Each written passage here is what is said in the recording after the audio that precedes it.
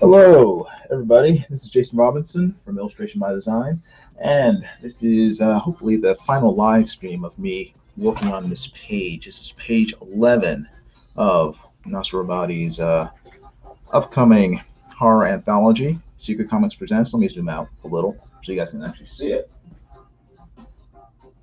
Does that work? Let's see.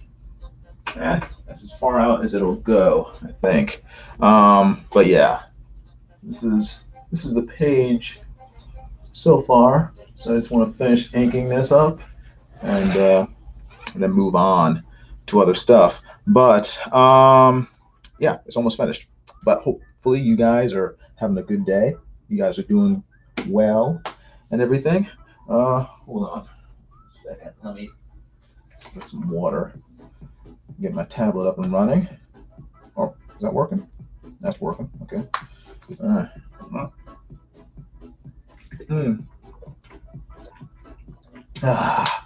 Good water. All right. Let's see. All right. Got that. Tablet's running. Is anybody here? Possibly not. I don't think they were in the chat. So, hey, She Smith is here. How you doing? Good seeing you. And the metal is here. Dabbing. Good seeing you, the metal. But before I get started on finishing this page, I got this about half an hour ago. Showed up on my doorstep. Ooh. Oh, it's a big old box of stuff. And based on the artwork, it looks like it might be from Doug TenNapel, Earthworm Jim. And if you look on the side here, who's that? That looks like Doug TenNapel right there. His ego is so huge he had to put his face on the box. But I'm going to open this right now, and we'll see what's inside. I'm very excited. Very excited. I take all this stuff off first. Move the art page. Let's see. Move this. My light table. Shimmy some stuff over so I can have room for the box. Shimmy. Move that. All right. Let's see. Let me see if I probably should brush my table off a little. Get all the eraser shavings to the side. My table's always covered with eraser shavings because I erase a lot, because I make lots of mistakes. All right, let's get this box. How do you open this anyway? Oh, it's taped. Okay. All right, here's the box. That's about as zoomed out as I can get, actually. What's a huge box? What's the size of this box? Eagle 43's here. How you doing? The size of this box is, let's see, 15.5 long by 11.5 inches wide. And just to be complete, it's about 2 inches deep. So it's a big box. Let's see what's inside this big box. Let me see. I'll get my X-Acto blade. All right. Put that there so I don't lose it. All right. Oh. Let's see. Up. All right. It's got an address on there, but I will not show it. I will just keep it out of view. Let me slice this. Oh wow, okay. It's sealed quite well, which is good. You want a nicely well-sealed package when you order books online. And if you guys haven't gotten any books from Doug TenNapel in the past, his books are always there. They are the creme de la creme, the standard on which all other crowdfunded books are measured by. He goes all out with his books, so I have no doubt that this package is going to, well, the package itself is awesome. It's just a box they mail it in, but the book inside, the contents, will be equally awesome. All right, I think that's, yeah, that's good. All right. Put down a knife so I don't stab myself to death. All right, here we go. Hopefully there's enough room to clear the lid.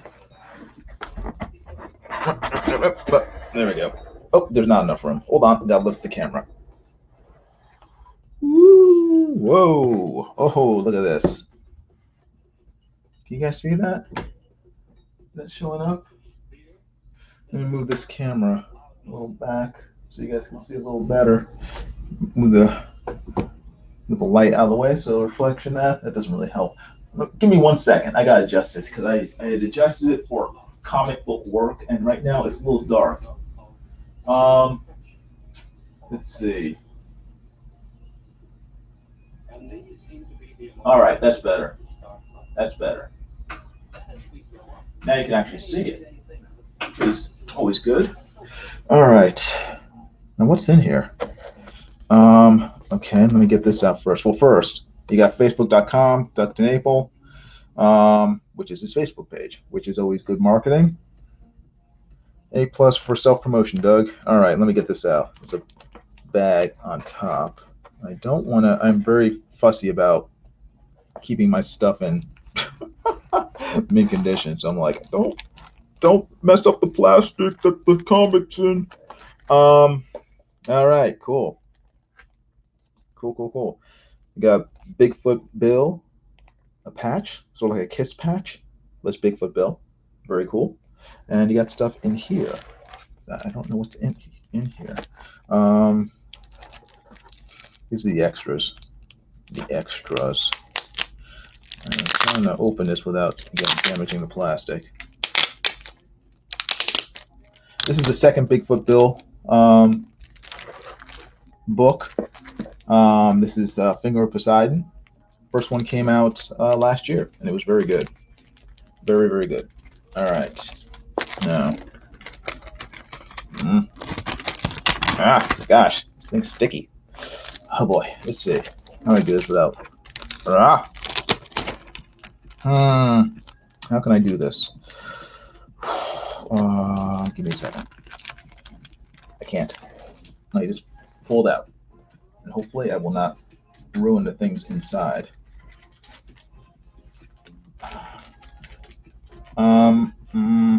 Wow, this is tough.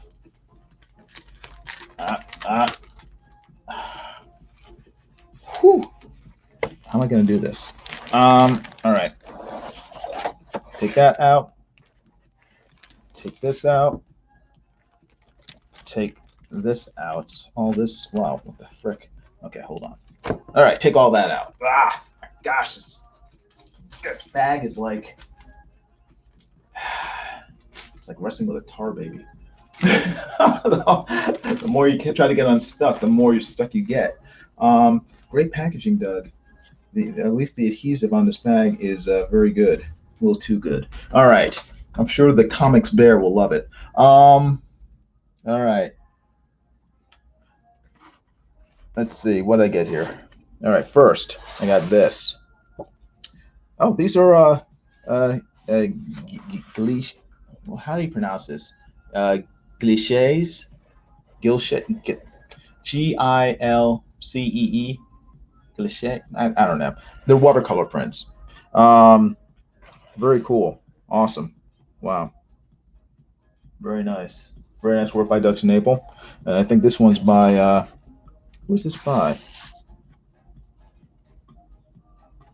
Oh, I think it's Alejandro Maribel. I think that's what that says. You can read that signature down at the bottom there, very small. I think that's Alejandro. Beautiful work. Wow. So good. But yeah, these are watercolor prints on watercolor paper. Fairly thick, very nice, textured, awesome stuff. All right, what's this stuff? Ooh, wow. Okay. Ah, dang it. Fingers are not working. Okay, put that there. You got the Bigfoot Bill Kiss tag there, the sticker, well, patch. Bigfoot Bill sticker, very cool. Kung Fu Bigfoot Bill. You got Zippy the unicorn, I guess. Oh, this is nice. What is this? Okay, I think that's just a painting. Okay, I couldn't tell if that was a sculpture or a painting, but yeah, I think it's just a painting. Got trading cards, Bigfoot Bill. I'm not opening them. I never do. And oh, what's this?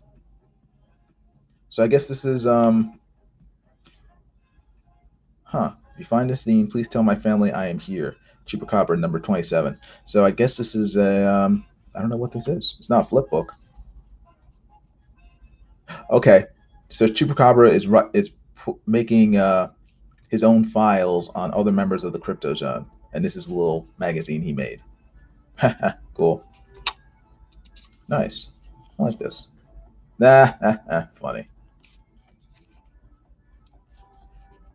Jackalope, nice, awesome, very nice, very very cool. And then final piece is in these extras is this.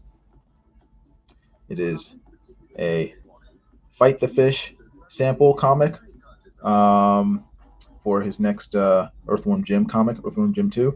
And the cover is by Mike Mignola, the creator of Hellboy. Very nice.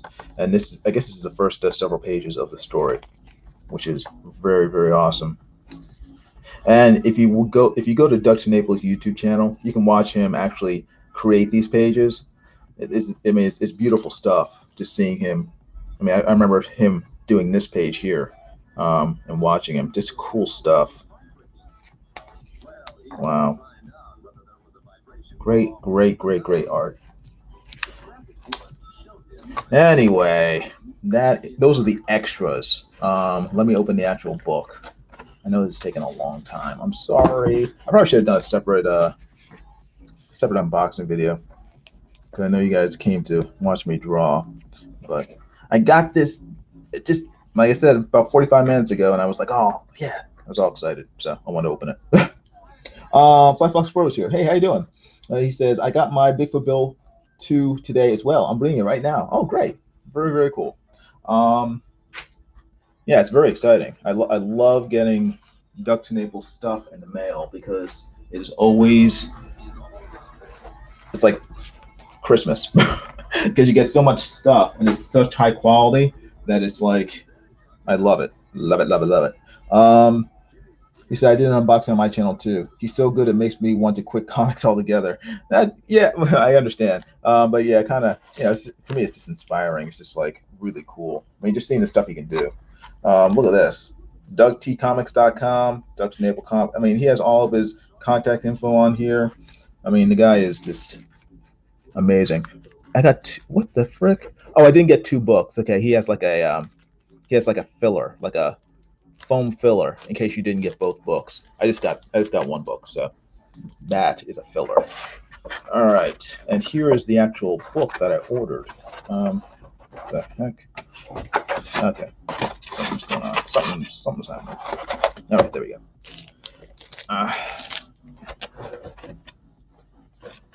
Put that in there. There we go.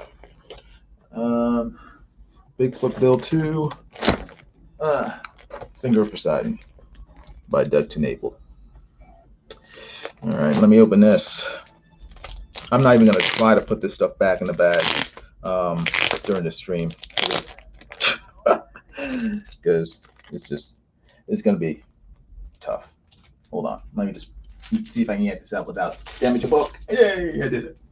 All right, here's the book itself. Oh, first let me look at the cover and the back cover. Look at that. Silver and gold, silver and gold. Silver leaf on the cover for the lightning bolts and for the Bigfoot Bill there. The edge has, oops, You can see the edge has gold leaf on it. Very fancy. You can see my reflection in it, barely, kind of. Let's see the back. Oh wow, has that Alejandro Mirabal artwork on it. Beautiful.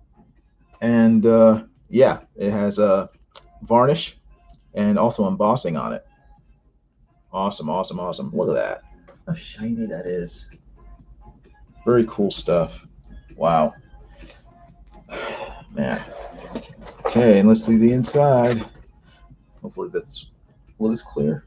It will clear barely. Look at that. Wow. Inside front cover. What the heck? I don't know if you guys can see this. Let me move the camera up some more. Hold on. I'm trying to do this without completely. I mean, it's a huge book. I mean, it's just beautiful artwork. Wow. What the heck is? I can't even turn the pages. What's going on? Hold on. Because the things are so thick that pages. Some of these pages are thick. I just want. I'm probably doing a really poor job because I'm terrified of like breaking the spine on this book. Let me. Man, these pages are like.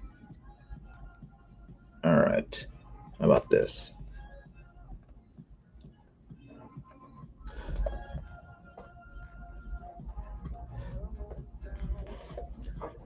Yeah, I mean, it's just great artwork all the way through. And I'm blocking too many shadows. Wow. I mean, look at this stuff. Can you see that? It's a great looking comic book. It's hardcover. I don't know how many pages this is. 120? No, it's more than 120. I'm like flip through. It's just like how many pages is this book? It's like going on forever. It's 160, 158, 159, 160 pages. It's a 160 page book of comic awesomeness by Doug TenNapel. And like I said, I mean, you can watch him draw this entire book on his live streams on his YouTube channel. So, he's just pumping this stuff out. I mean, between this and Earthworm Jim, he's putting out massive tomes of books like this, 2 of them every year. Okay, that's quality. That is professional comic book creating. So yeah, I encourage everybody, if you haven't already, go. I think Earthworm Jim 2 is still available on I think is it Kickstarter or is it on Indiegogo? Check them both. Check Indiegogo. Check Kickstarter. Look for Earthworm Jim 2, and I think you can still buy some of these books like Bigfoot Bill 2 and Bigfoot Bill 1 in those campaigns. If you go there, he also has these for sale as well. So go buy them. It's well worth the money. I mean, just fantastic quality, fantastic product. Even a freaking box it comes in is fantastic. You will not. If you love comic books, if you love good comic books, if you love well drawn, well written comic books, funny comic books, go support Doug TenNapel. You will not be disappointed. You will get your money's worth, and you will not have to wait a year or 2 years or 3 years for the thing to come. I mean, I ordered this. I don't know when I ordered this, May, and it's already. I have it in my hands. So you wait a few months, you'll get it. So that is my my recommendation based on previous books I've gotten from him. I have like 2 other. I have 2 other books. I have the first Earthworm Jim, and then the first Bigfoot Bill. So yeah, I got a number of stuff. But anyway, let me put this away. Put this to the side where I won't damage it any further. Let me move the box out of the way, and let me start drawing. And I will worry about putting them back putting them back where they belong later. Put this up so I have something to support. Put this here so I can continue inking and move all this stuff out of the way as well so I don't get garbage all over it. All right, put that there, put that there. I've already dropped a bunch of stuff. Pick that up, pick that up, pick this up. Dump all that stuff there. I think I got everything. All right, good. Let's see. Flyfox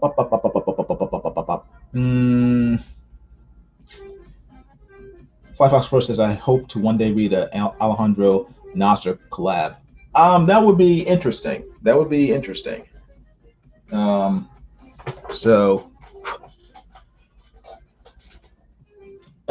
says, when's your 160-page comic coming out, Jason? Not anytime soon. So I got to finish this one first, and this is I think 22 pages. Gotta work my way up to 160.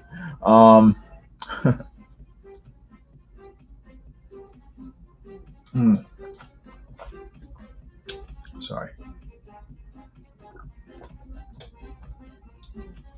Okay. Now, where am I? All right. Let me zoom in a little more.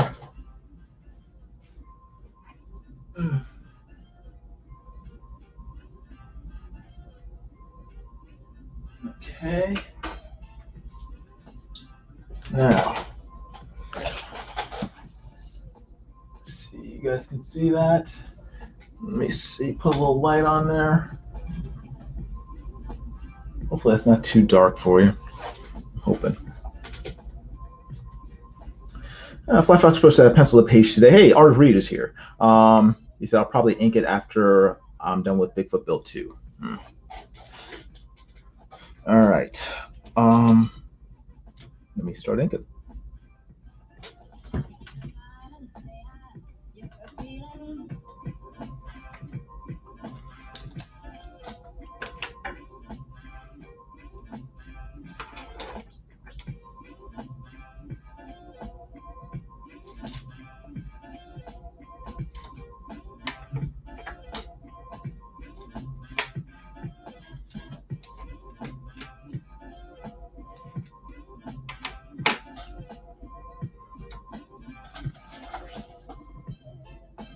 Where did I put that pen? I got that one, that one. Is this it? That's not it. This isn't it. Oh, there it is. Hiding, of course.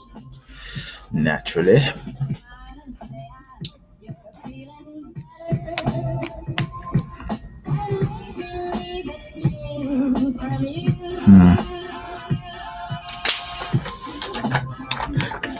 Give me a second. I just want to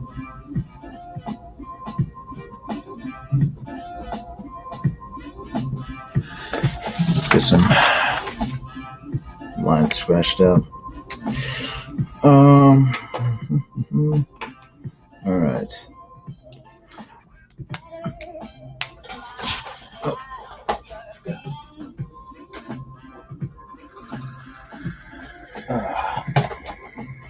Sorry, I had to turn the fan on.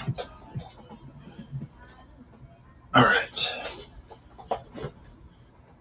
That's better. Ooh, much better.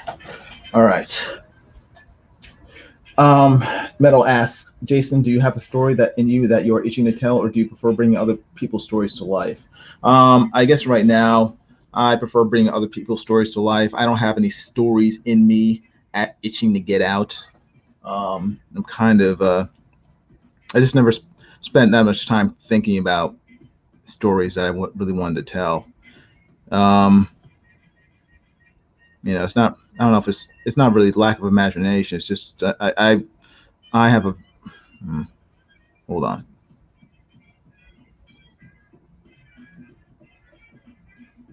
I have a hard time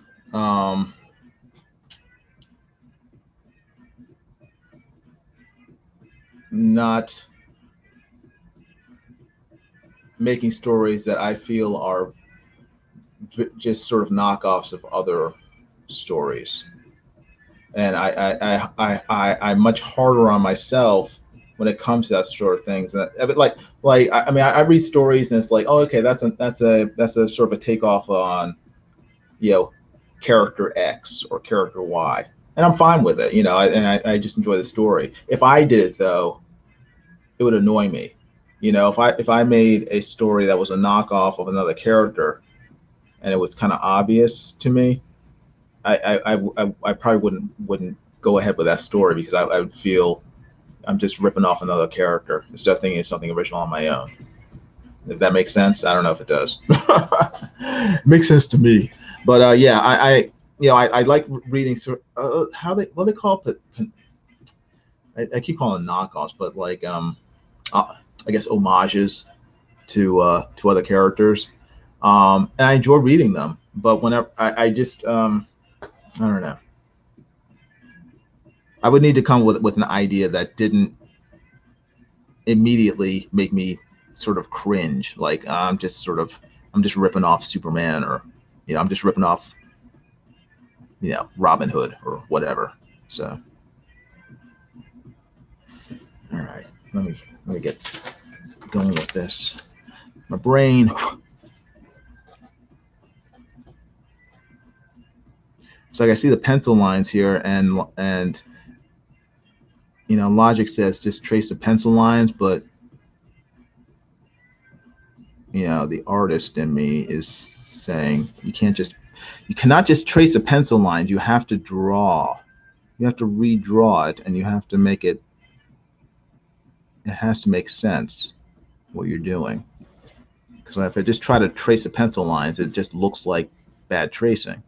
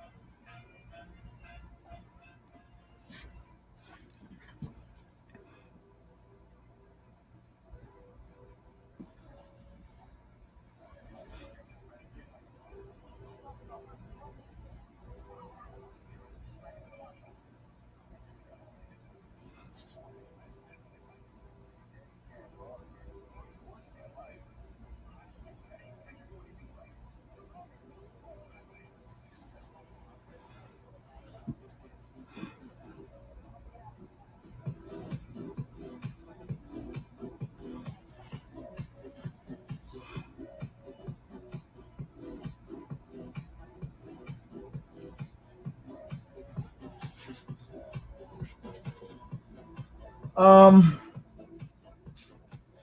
Art of Reed asks, what is a good tip to figure out where to add your black areas?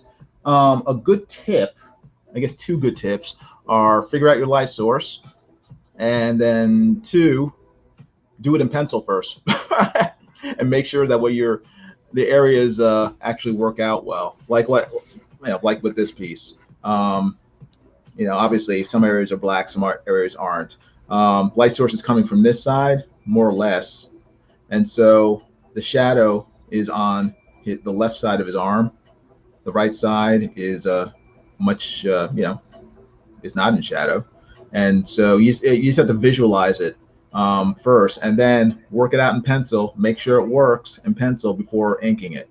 That's why I have so many eraser shavings all over my desk, because I'm constantly penciling and then erasing and then penciling again and then erasing until I get something to my mind is convincing in terms of the actual shading. So for me, at least, it's a trial and error process. I'm constantly trying it out in pencil, erasing it, trying it out again. You know, another thing I would recommend is look at other comic book artists and how they lay down shading. I've learned a lot from looking at everyone from John Byrne. I mean, especially when he changed the Fantastic Four's costumes to sort of like the dark costumes from the standard bright blue costumes. He had a lot of cool shading and folds.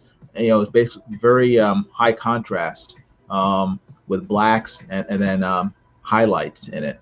You know, look at Adam Hughes, how he does leather. on Catwoman or some of these other characters. Look at Alan Davis, or who's the guy who's pretty kind of a clone of Alan Davis, Brian Hitch.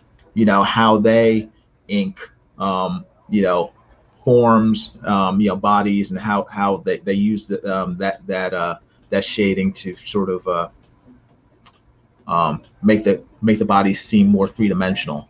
Look at guys like Matthew Weldon, who's fantastic with shading. I mean, I love the way Matthew Weldon shades figures. I just look at other artists, and I try to copy somewhat from life, but since I'm drawing comic books, it's very helpful to me to look at other comic book artists and how they translate light and shadow.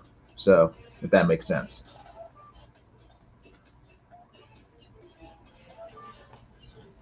All right.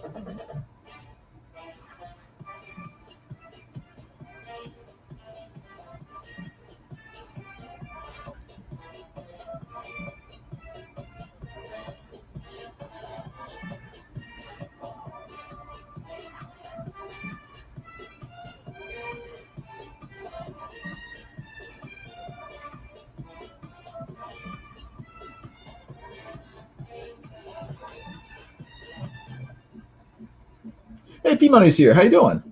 Good seeing you. P Money says he's saying hi from a different part of Canada. um, right through this is the French part. P Money's we Canadians do not speak of that part of Canada. That province has lately become our California. Lately, the French. Actually, my first job out of college was with a family of French Canadians. They were mean. They were very mean. So, I mean, I met some cool people there, but the actual bosses were not the nicest.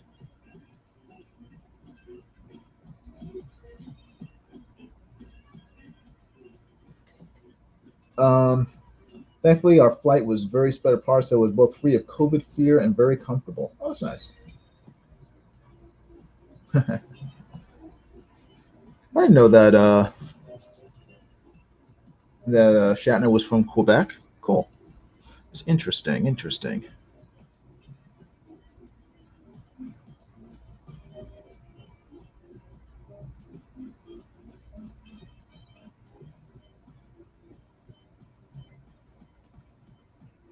Hmm.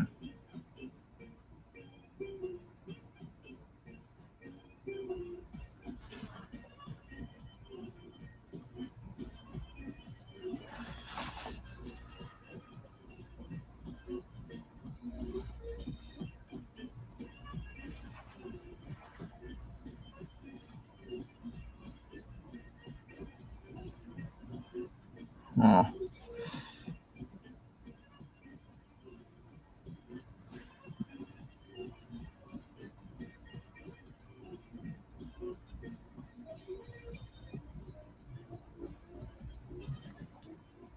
Interesting, interesting, interesting.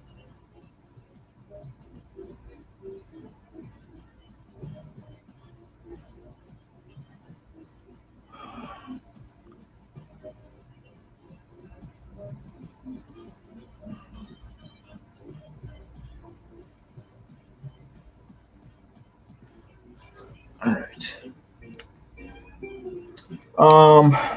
P-Money says, did you pronounce it Quebec?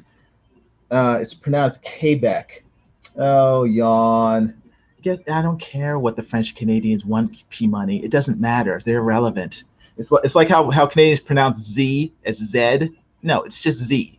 Just Z. Just the letter Z, not Z. And it's Quebec, not Quebec. If they wanted to spell Quebec, should have spelled it K-B-E-K. Quebec. K-B-E-K. And never pronounce the T in Toronto. A second T in Toronto. Well, you just pronounce it Toronto? What?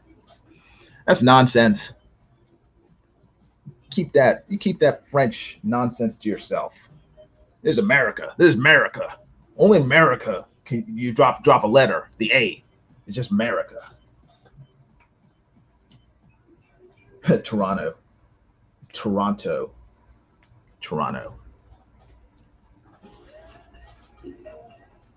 Nonsense and poppycock. Boulder Dash, horse feathers, donkey dust. All right, you guys see this? You can kind of see it.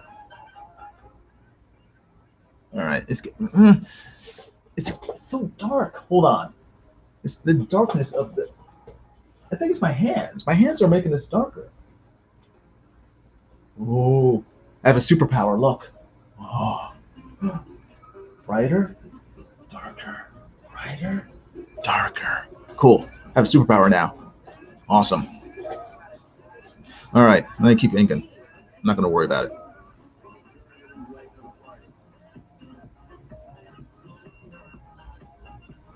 All right, get my glasses on correctly so I can see properly.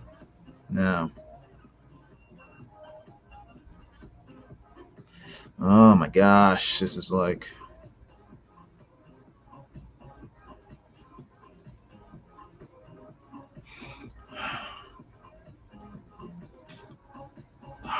Come on. Oh my gosh, come on, pen, brush pen. Work with me, brush pen. It's not working with me, folks. It's determined to make lines that I don't want to make. And I got the jitters. I got the ink and jitters where I'm like nervous about messing up, and of course I mess up as a result. P-My says actually I pronounced it letter Quebec. Quebec? No, it's just Quebec. Quebec. And P-My says, boy, were they mad. You know what? If you make a French Canadian mad, that means you're doing something right. So carry on, P-Money, carry on.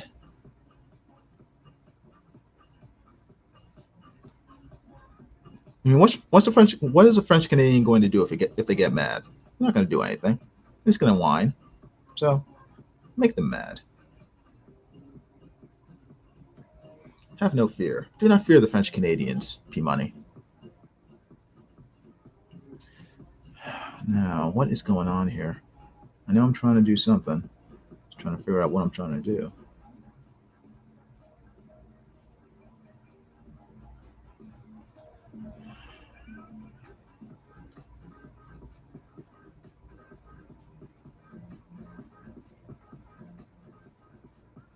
This is why you should ink every day, folks, because that way you will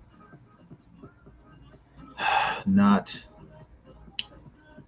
get the jitters as much. And I'm still, it's killing me. I hate it. I hate it. I hate it. Let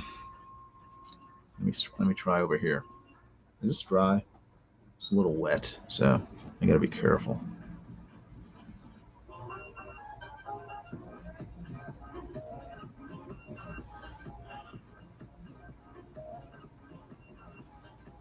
I normally do this with my brush pen, but I am not completely confident in my ability not to mess it up.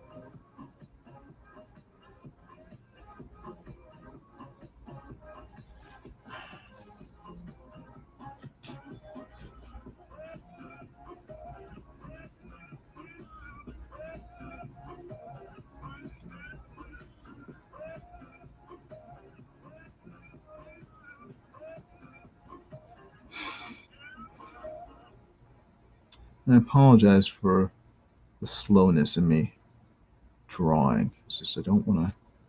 I'd rather draw slow and not mess it up than rush and end up kicking myself when I do screw up, which I probably would if I drew much faster.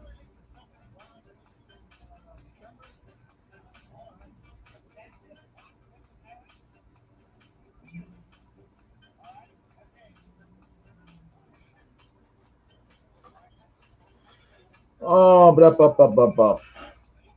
up. P Money says, so I had to hear from Mike. Oh, okay, that Ruth Bader Ginsburg died.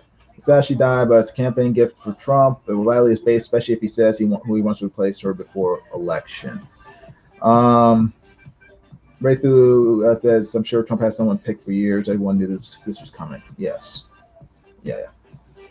Politics. I try not to talk about politics on my streams because you're going to annoy half the people watching.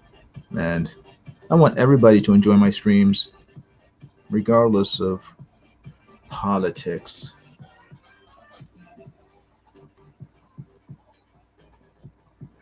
As long as you all agree that Enya is awesome.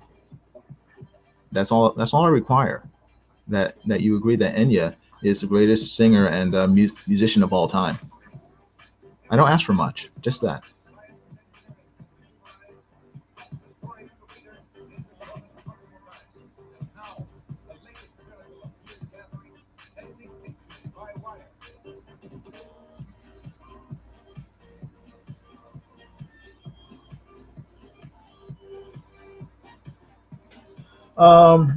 Ray Thulu says no politics, but Canada bashing is something we can all agree on. Yes, that is true. Except where P Money is, wherever P Money and Ruth are, is acceptable.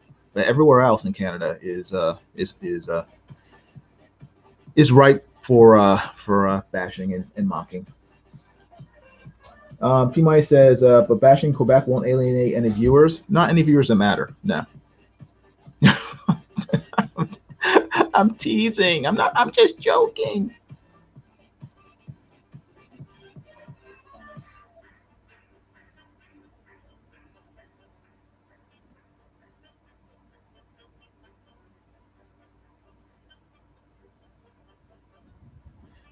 All right.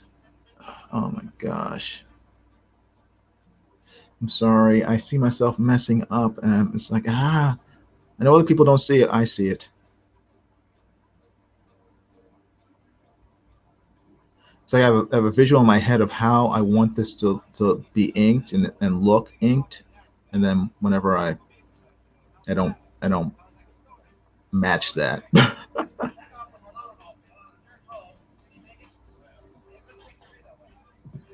My inner artiste starts freaking out.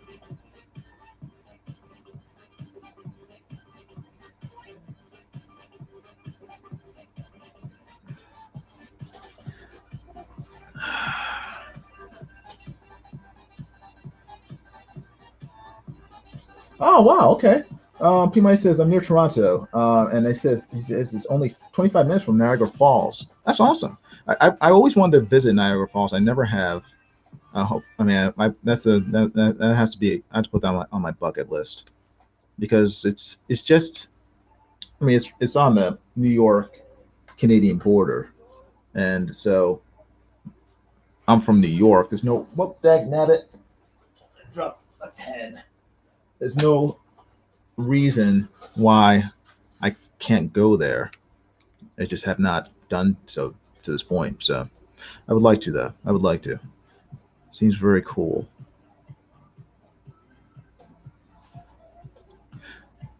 So I should put that on the list along with Japan, South Korea. I want to go back. I want to go a lot of places, actually. I want to go to Prince Edward Island. A lot of places. So we shall see. We'll see what God has in store for us.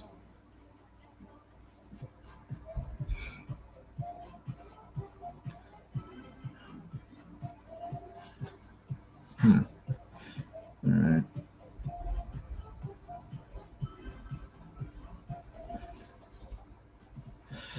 All right.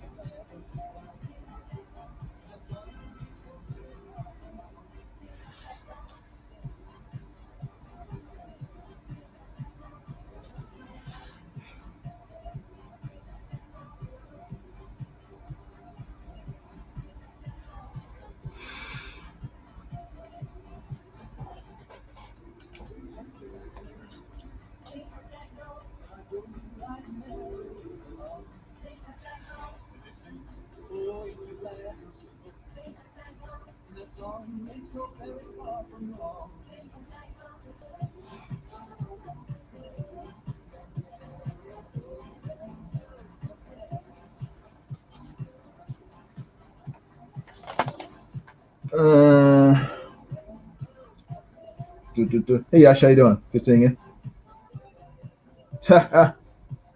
P-Mike says, if we both visit Niagara Falls, we can wave at each other across the Niagara River. Yeah, we'll have to arrange that. we'll have to time that perfectly. What am I doing? Working on his hair.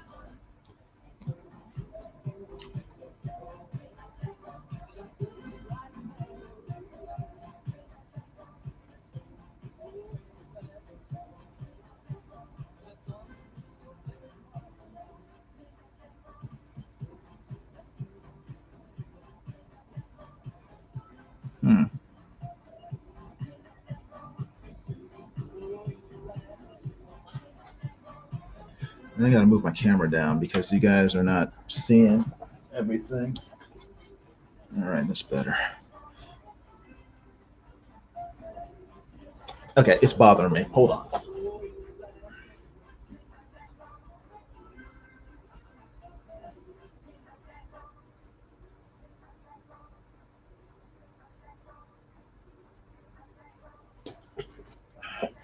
Is that better? A little better.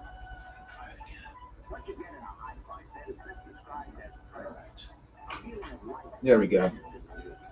Sorry, the dark screen was killing me.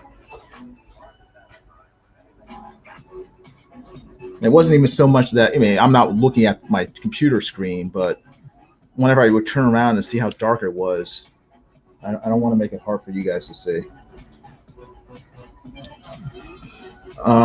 Where's my pencil pen? Is it? This is it. Yeah.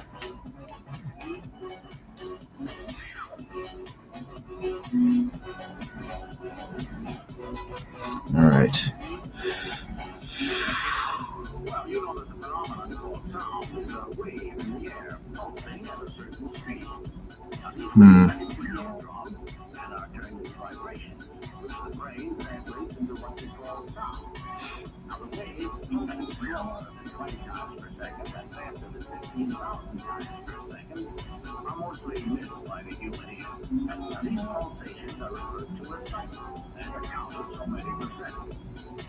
The number of cycles per second in a given sound are described as its frequency. Are you with me? Now watch while I sing a low note.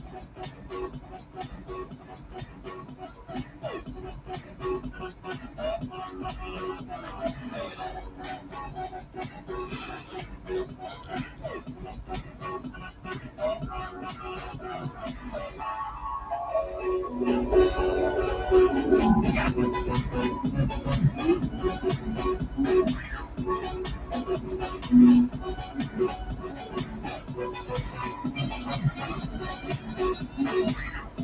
as the record plays, the needle wiggles at the right number of cycles per second, which have been recorded.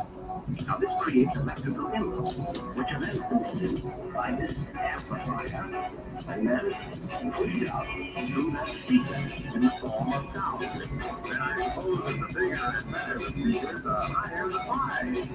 You know, when I get that fun. Well, I just don't want you to get the idea that merely by adding a big speaker to an ordinary record player,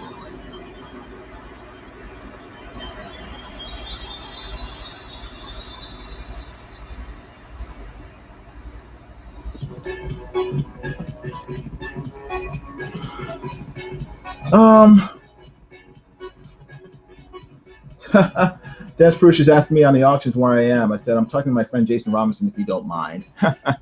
Yeah. Unfortunately, I kind of knew that Friday night auctions was starting, but I need to live stream. So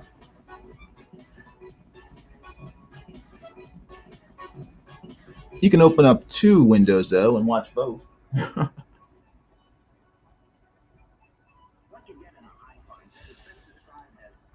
All right.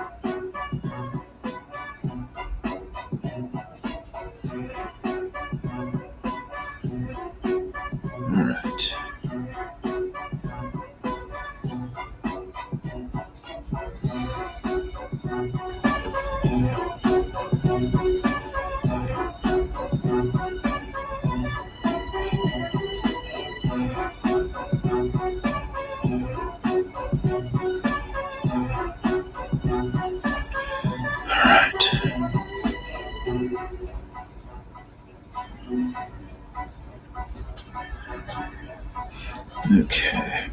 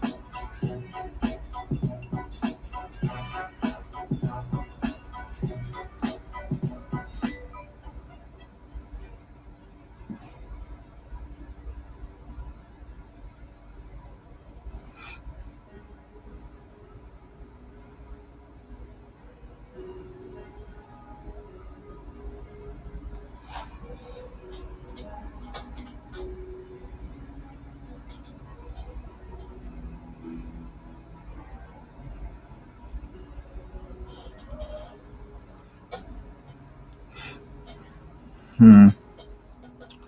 Hmm. Hmm. Hmm.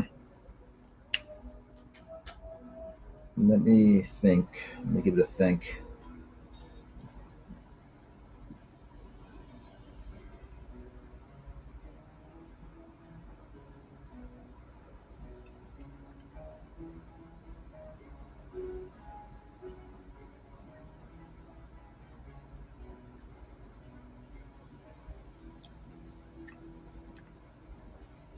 Need to lower the sleeves. It's the angle of them. Anyway. Oh, cool. P. says, I mentioned I'm saving up a little money for October 1st. I'm buying an Aaron Lopresti sketchbook. Very cool. The man is a fantastic artist. Phenomenal. So, I'm not familiar with this sketchbook though. Is that on Kickstarter or Indiegogo or what? Put a link to it in the chat if you would, P Money, if you can, if you're able to, because I'm not familiar with it myself.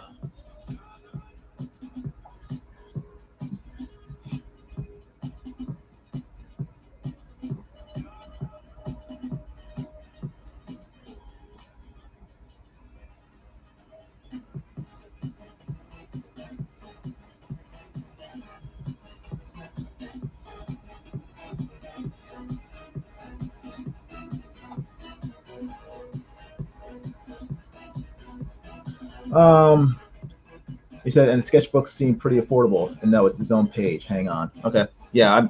I don't know. I don't know anything about it other than what you just said. So.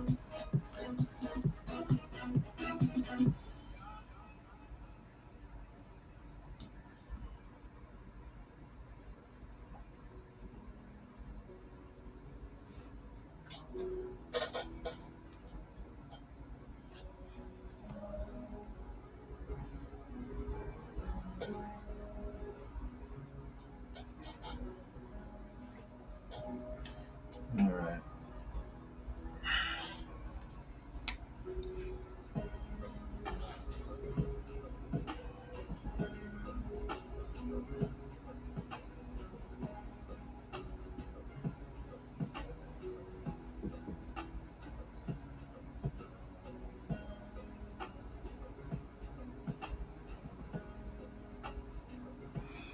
Today is Friday, correct?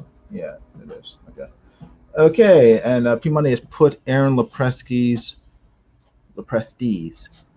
link in the chat. If any of you are interested in checking out his work, whether it's his comics or his sketchbook.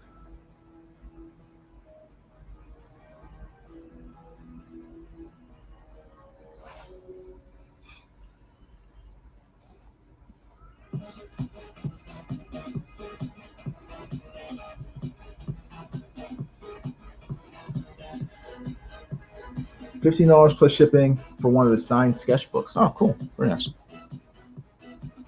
That's cheaper than going to a convention to get it.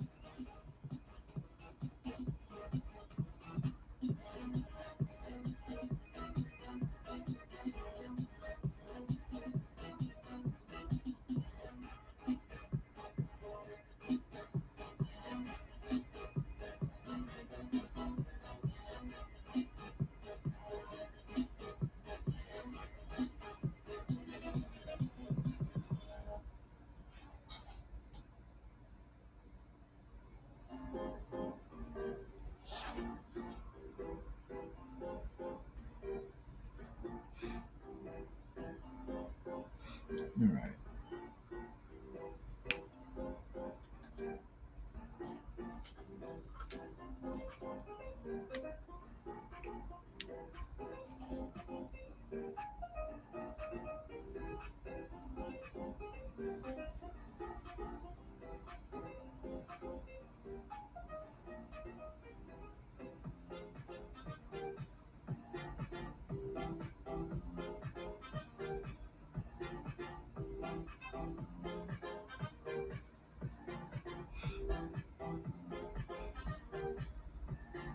Hmm.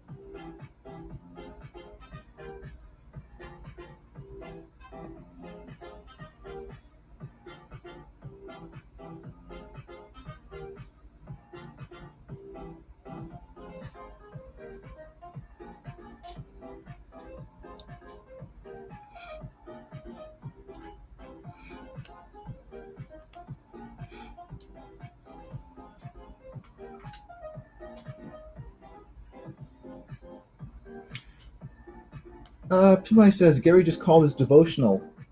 He's auctioning off his trigger book.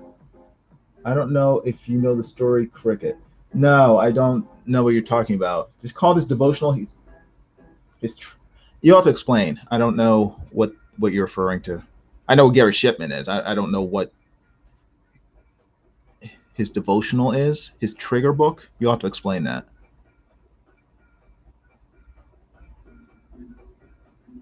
Okay, be careful here.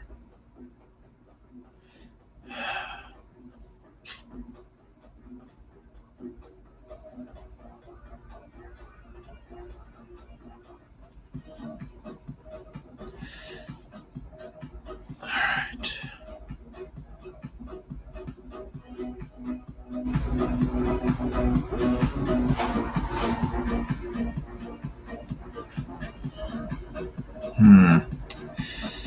I don't. Yeah, I'm going to use another pen. A little too. What have you bumped that before by accident? You should be mid-speak by now. What have I told you? All right, I guess I wasn't thinking. You weren't thinking. You mean you'll work on engines and machinery and not think of your own personal safety? There.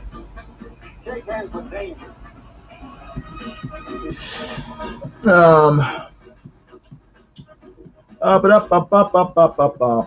P-Money says, Gary sent some back or a Titan comic. Gary often includes a devotional when he does that. He does? I didn't get one. Well, this backer was so offended by the devotional, he shipped back the whole Titan package, demanding a refund. Okay. I'm not sure why. Just don't read the devotional. Oh, well. His loss, not Gary's. Because Titan is a good comic book. And if you're sending back good comics because there happens to be a devotional in there, then yeah. I don't know. I kind of think the issue is you.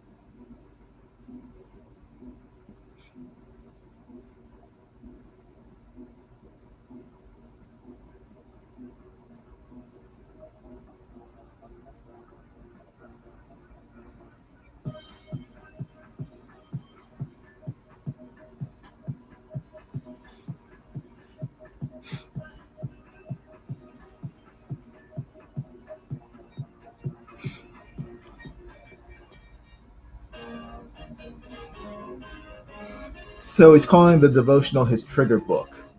His triggering book. Okay, got it. Now he's auctioning off the devotional with an original drawing included in the devotional. That's good. So he's making lemons out of lemonade, or lemonade out of lemons.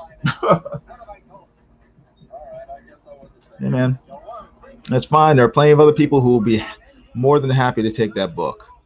So that's good on Gary's part.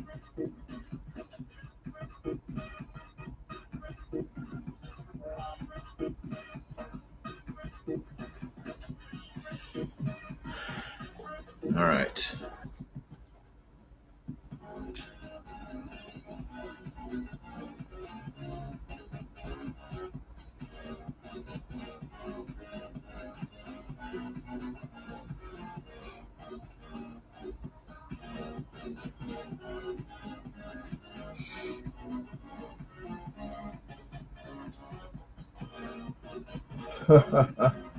Holy smokes, Gary just showed the package. The guy returned it in and he wrote anti-science on the package.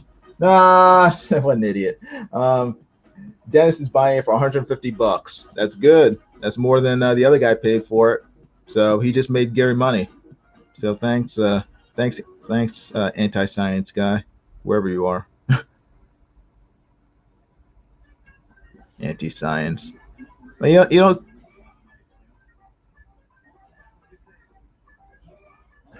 funny. It is funny.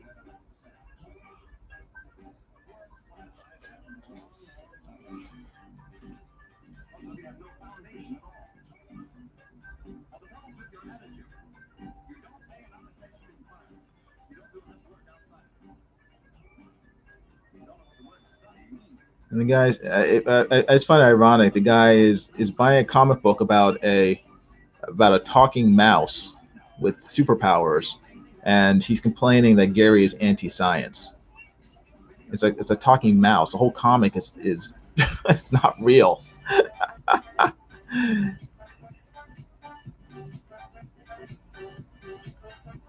It's like if you're willing to buy a book about a talking mouse, I don't know why you would get all upset about a devotional.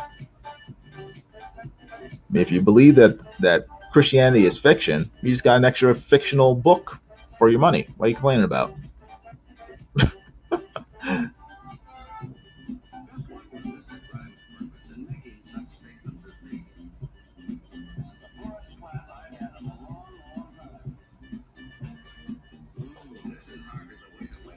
He might says, "You mean Mickey isn't a real talking mouse? Walt Disney lied to me."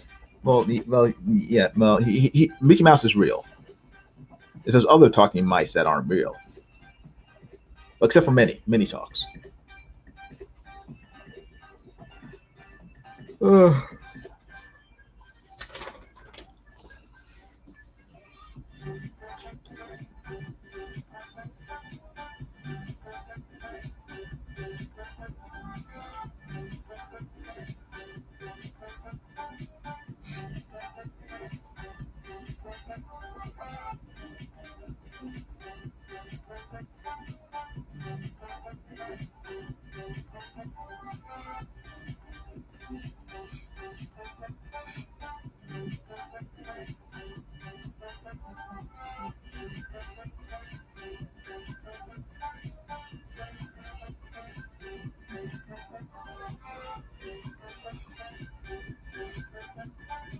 Uh, because this guy's in the background, I'm trying to make sure that the line thickness on him is thinner than these folks in the foreground. I'm always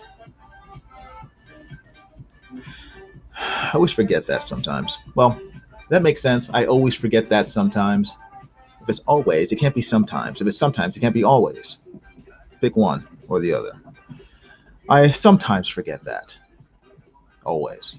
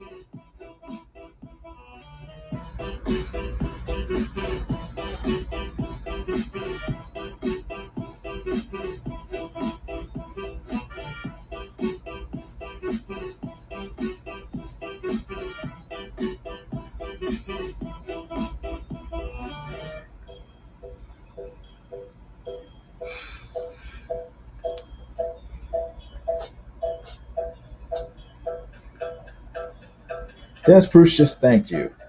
Not sure why. Hmm. Did you let him know about the auction? About the Gary selling that piece? Maybe that's why he's thanking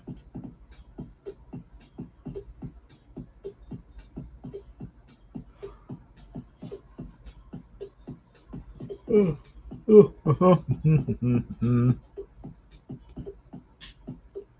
Oops. Now, gotta again figure out my shadows in pencil.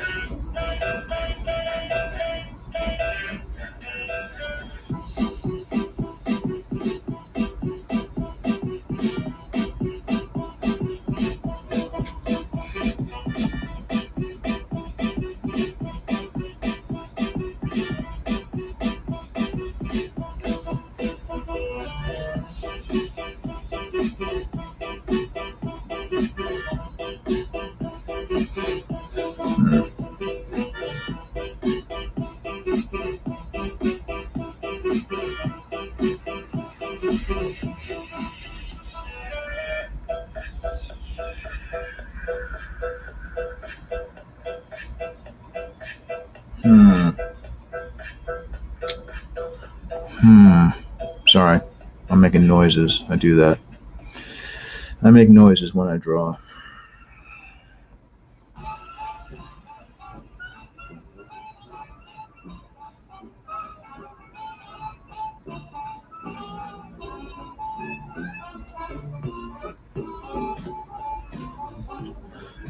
Yash says, P-Money says, Dennis Prush knows I bought a lot of Gary stuff and is glad I didn't bid on this auction piece. Oh, yes, thank you, P-Money. Yash says, I want to visit Australia someday and see huge saltwater crocodiles. I'm obsessed with crocodiles.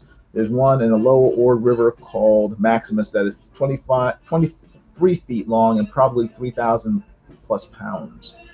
That's heavy. Yeah, I would never want to visit Australia because they have the most poisonous spiders on the planet, and I have no interest in getting bitten by one. So no. Yeah, exactly.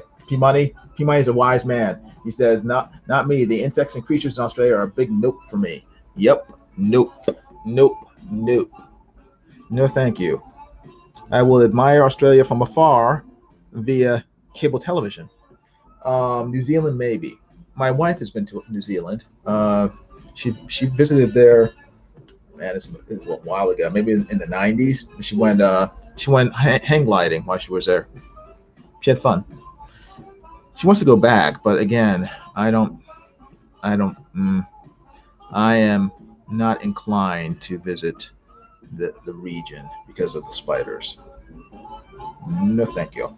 No, thank you.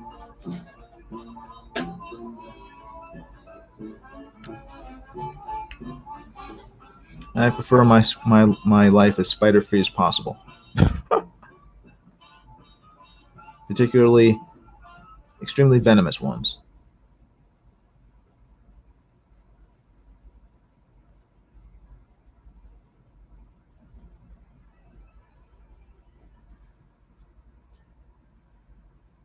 Let's see. Saltwater crocodiles are the most dangerous animals on Earth.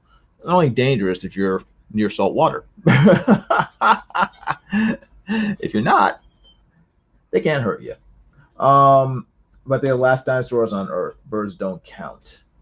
What about regular crocodiles? Aren't they dinosaurs? What about alligators? What about the Gila monster? What about that? P-Mike says, one of my friends is New Zealand, And people ask about his accent. I said a New Zealand accent is almost middle between Australian and British accents. Well, what's his name's from New Zealand? Booster Kiwi. He's a New Zealander. He's a Kiwi, hence his name. So we know a few New Zealanders. There are a few among us.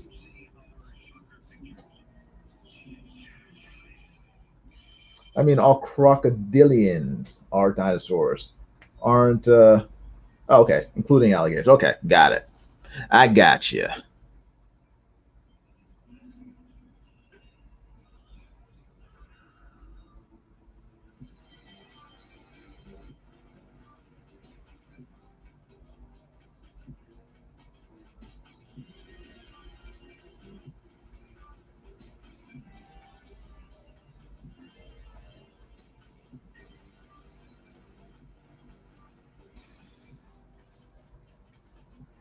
All right. All right. Let me ink this book.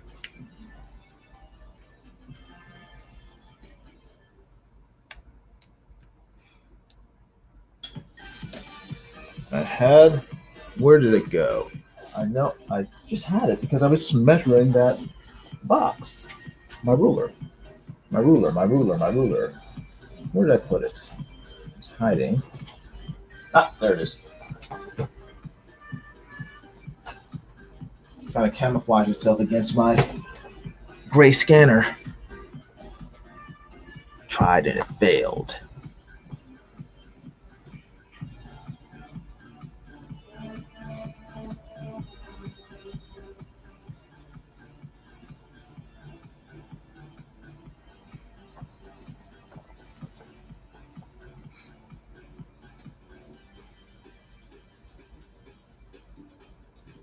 All right.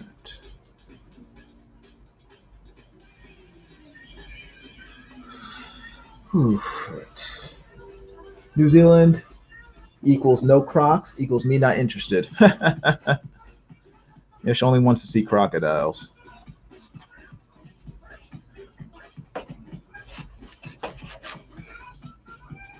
So you're gonna visit New Orleans? They have crocodiles in Louisiana, and I imagine Alabama and Mississippi as well. So.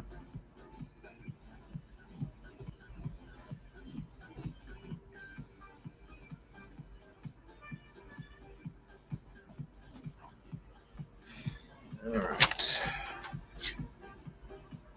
Yeah, turtles are also as old as dinosaurs, so they are also dino, dino, I don't know, dinorific, whatever. So Teenage Mutant Ninja Turtles are in fact Teenage Mutant Ninja Dinosaurs. Interesting. Interesting.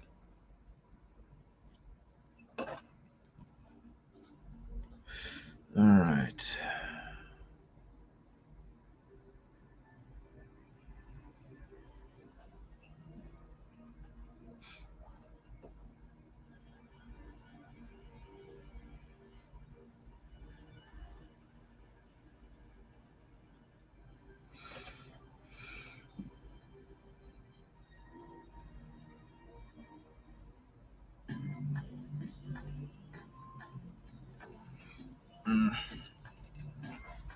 I'll probably go fishing in New Zealand if the trip were free. If the trip were free, it's supposed to be good for that, I guess. Looks similar to Washington State also, but I wouldn't want to spend money traveling to New Zealand. Why not? What if you? The only way you could go to Australia was if you had to stop off in New Zealand first. Would you not go to Australia then? I'm just asking questions. The only problem going to a different province, says P Money, it's 8:55 at home and okay, and 10:55 here. The 2 hour time difference makes it tough to go to bed at a good time. Mm. Mm. Yeah, well, same here. Same here with time zones. My sister's brother lives in Colorado, and that is, I believe, that's Mountain Time, I believe. So it's 2 time zones away. So same thing, same problem. It's like that's life. That's tough living in that's first world problems there, you know. So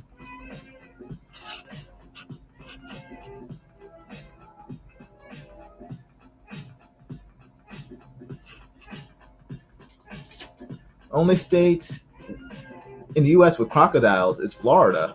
I thought that I could have sworn that Louisiana had crocodiles too. You sure about that?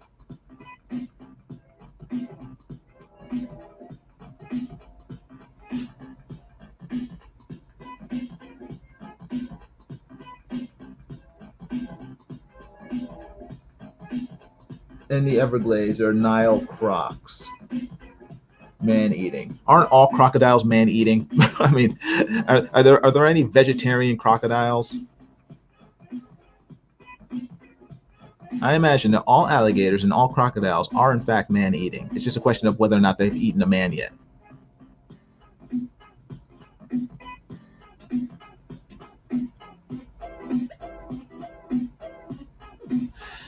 All right.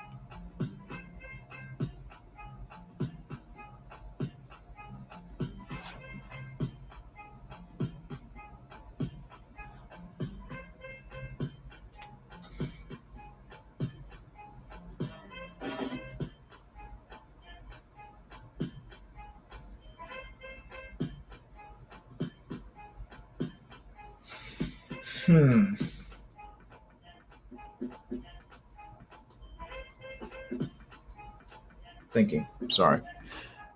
All right.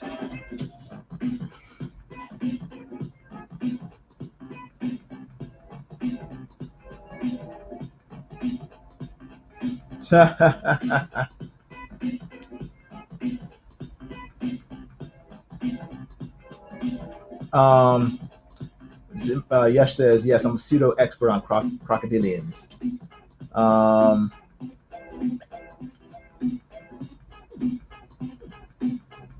Saltwater sharks, saltwater crocs, and Nile crocs are the most aggressive towards man. They're both true man eaters. Mugger crocs will sometimes kill humans too, but apparently don't often eat the bodies. They just like playing with the food. Alligators are way more shy and non-aggressive towards humans usually, until they're not. Until they're not. I remember. It wasn't that long ago. I still remember when that alligator ate that kid at Disney World. This probably maybe only 5 years ago. Maybe it's longer than that, but it didn't seem that long ago.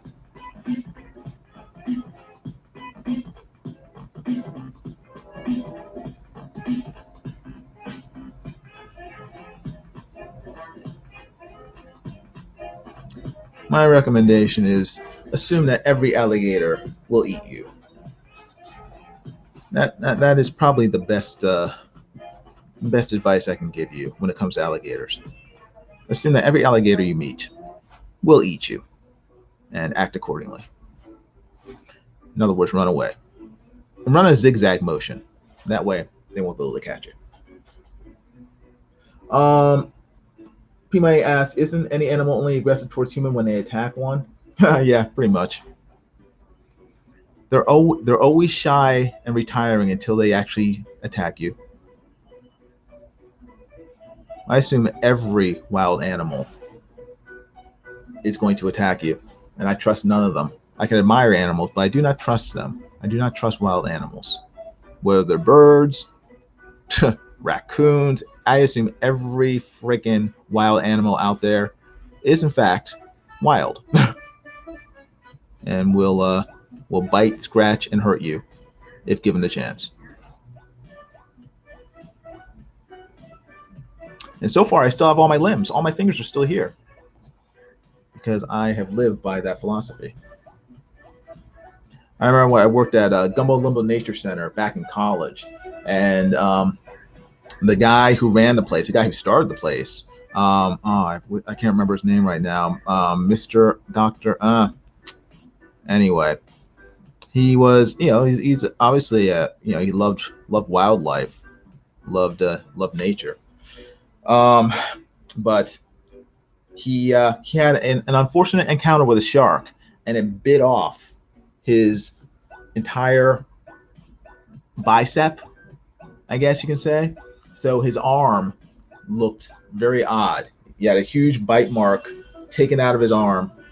But there was no meat. It was just sort of like bone with skin covering it, and then he had his forearm.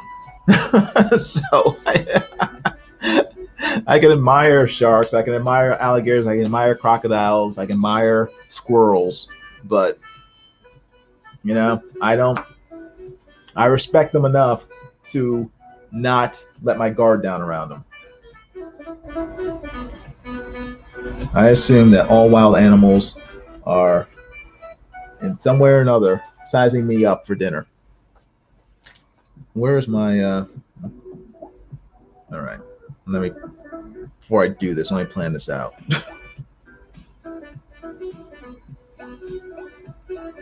Well, all right. All right.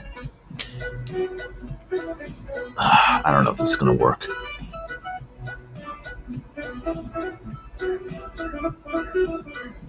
I do not know if this is going to work, but I'm just going to do it. I'm not going to worry about that part. All right.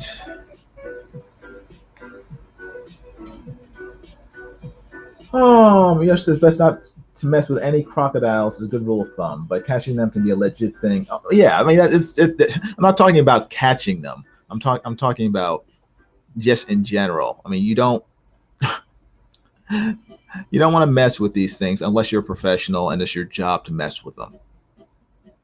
Or if you're hunting them or whatever, just let them go about their business. You go about your business and call it a day. You see an alligator on a golf course, don't go up to it and try to shoo it away. Call animal control. Let them deal with it. They get paid to do that stuff. And their insurance covers them if they end up losing an arm.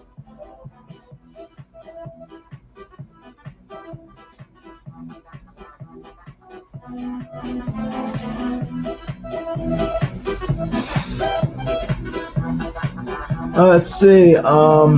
Yes, any animal will attack humans, including Portland riot animals. This is P money. Oh boy. Yash says if a human goes into the water and a large male salty spots a human, chances of survival are slim. They will almost always attack. They're far more aggressive than sharks. I don't know. You say that until a shark bites you, then a shark's more aggressive. Again, I assume any animal is aggressive, any wild animal, even pet, even dogs. I assume any animal, even humans, are aggressive until they prove otherwise. Probably explains why I stay inside so much.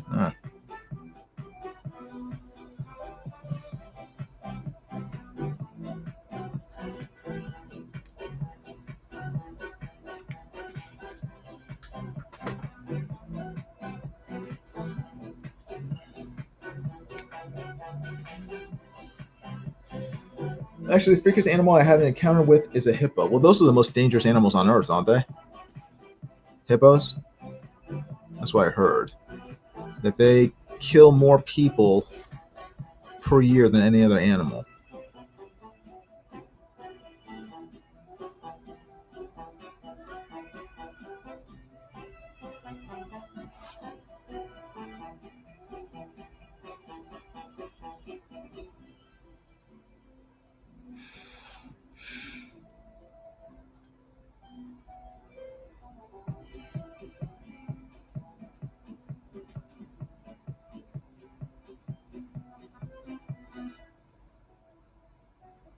Oh yeah, I heard that they I guess changing the subject to comics. I heard that they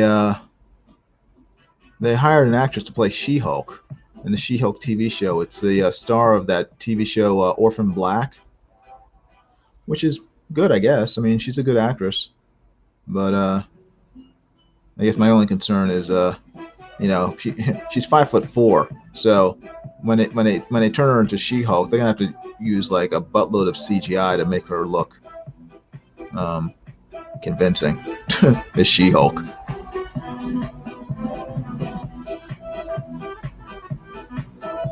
They have to stretch out those legs, stretch out those tiny legs of hers.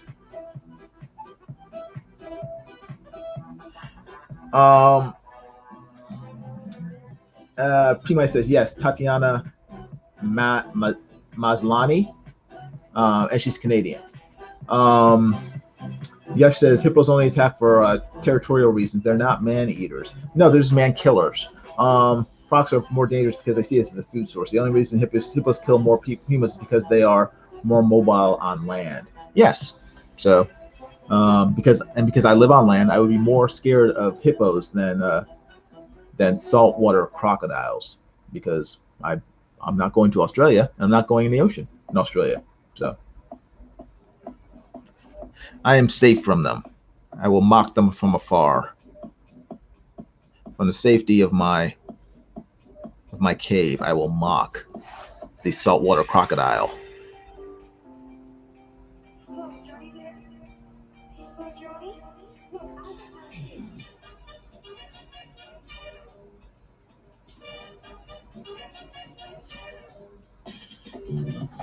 All right. All right, that looks good.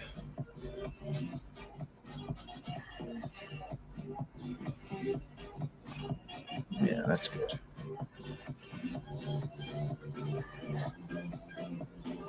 That's pretty good. It looks okay.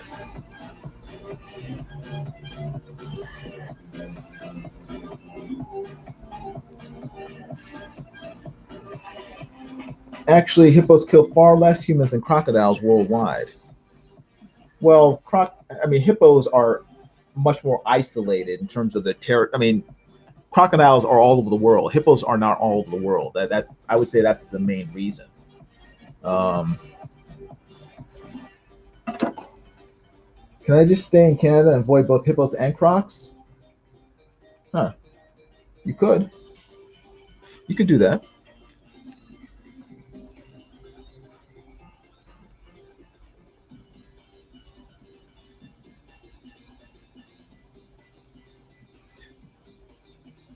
I mean, I guess statistically, I mean, dogs I would think kill more people every year than either animal, wouldn't they? Because dogs are everywhere. We just worry about bears here, and I hate the woods anyway, so I never see them.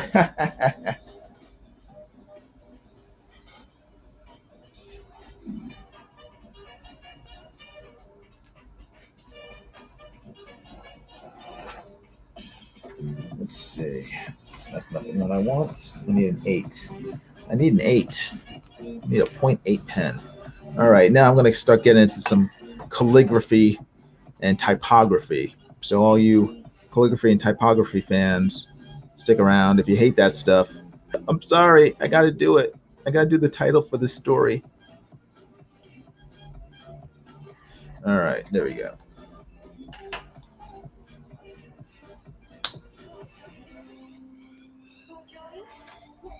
Okay. Now.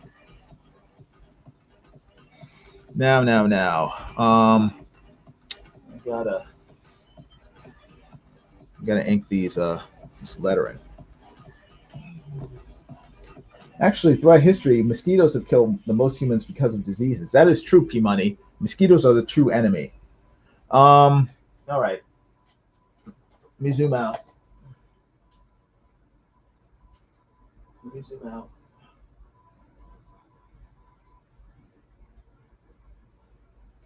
Okay. Hi there. What a wonderful time for you to drop by. All right. There we go. This is. It's getting there. It's a little slowly but surely. It's getting there. Got the figures done. I gotta do the type up here. So, oops. There we go. The type up there. I gotta do that. So, hold on 1 second. I gotta get something to drink, and I'll be right back. Okay.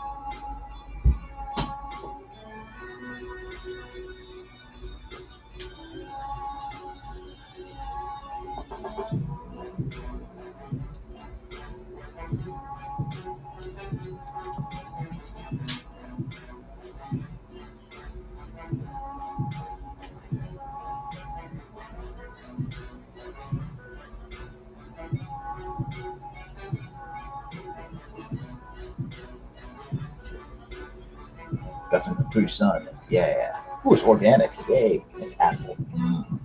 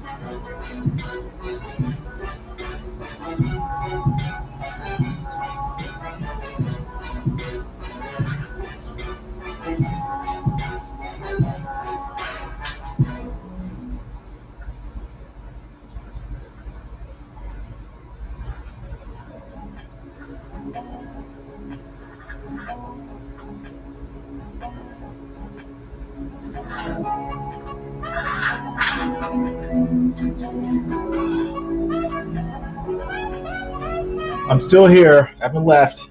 Don't worry. I just need to take a short break. Hold on.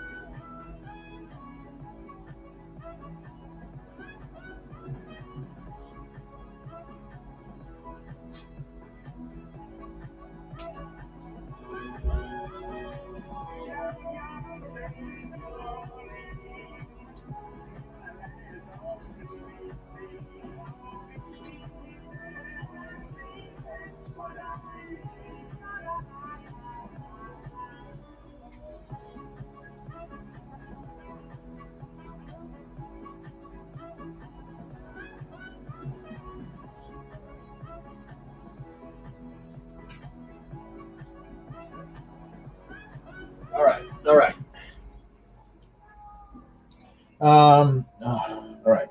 Sorry. Oh my gosh, I'm stiff. Ah, ah, oy, oy. Oh, ouch.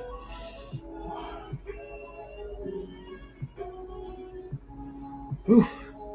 All right. All right. Yeah, she's still talking about giant crazy animals. Pimani says, Crick, do you have a favorite Batman story? Batman is really cheap on Comixology this week. I want to get something Batman to read. I just read a really good Batman story. What was it called? It was called. Oh no, you got me on the spot here. A good Batman story. Okay, it's a good Batman story, but it stars Dick Grayson as Batman. It's not Bruce Wayne. I guess it was that time when Batman was quote unquote dead and and Dick Grayson took his place. Hold on.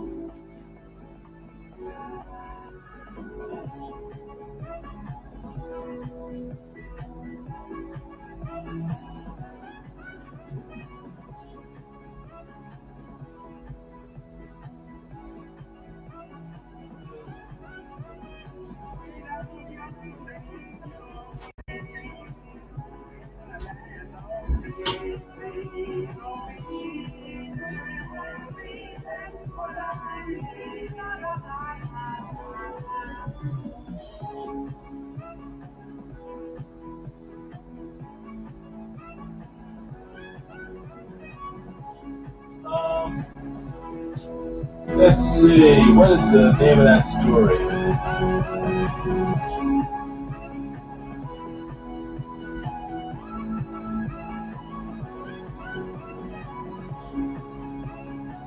Okay. Oh shoot! Dagnabbit, I messed up. Tablet's gone. Um. Anyway, if you guys are still there, I'm assuming you are. But let me get back to wrong one. Yeah, I mean, Black Mirror. I'm not familiar with Black Mirror. This story I was telling you about, what it's called Skeleton Cases, I believe, and it's a story. I don't want to ruin it. Basically, the story of Commissioner Gordon and his son, and it's really good. Um, so that's a story that I would really encourage you to read. I mean, Court of Owls is good. I mean, that's a more recent story. Um, I did not like The Long Halloween. I thought The Long Halloween was a mess, convoluted. It made no sense. The villain, the final villain at the end, made no sense. I thought it was just. I thought, and the art I thought was garbage. I'm not a big fan of Tim Sale as an artist, and I just thought it just a very overrated story and book.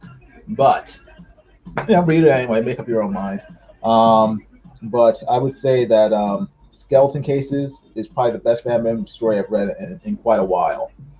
I think it was. I thought it was better than Court of Owls. I mean, Court of Owls set up a nice mythology, a nice sort of overall world, within Gotham City. I thought that was really well done. But as a story itself, I mean, it was good, but I thought, but Skeleton Cases I thought was very good. It was a very basic, simple story, but it was really well done. Okay, PMI says Skeleton Case is part of the Black Mirror graphic novel. Yes. Okay, then get that Black Mirror. Yes, get Black Mirror. That is a good, very good book, and all the stories are connected. So that I would recommend that. Um, Batman the Cult. It's Batman the Cult is good. I mean, I mainly got it for Bernie Wrightson's art. It's drawn by Bernie Wrightson. I'm trying to remember who wrote it. And it was okay. It was well done. The coolest thing is Batman and Robin like mowing down people with Tommy guns. That was very cool. But but you know, as a story, it wasn't the best. It wasn't. It was. I mean, it was a good comic book. It's from the '90s. Batman the Cult. Batman Hush has good art. Yeah, I agree. Um, but again, Skeleton Cases, Black Mirror, I would say is better than. I mean, it's better than all of those. If you haven't read it, read it. You'll really like it. I would. That's a story that would make a great Batman movie. Um, Skeleton Cases / Black Mirror, whatever you want to call it. It's very well done. I was very impressed.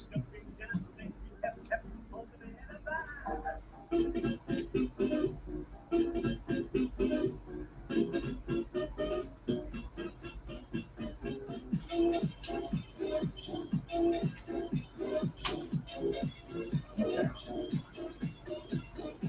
I've eaten a little. I've drank a little. I'm feeling much less peckish.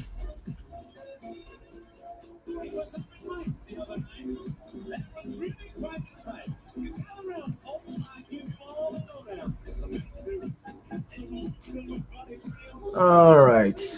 Yeah, put Black Mirror on top of your buy list. I would do that.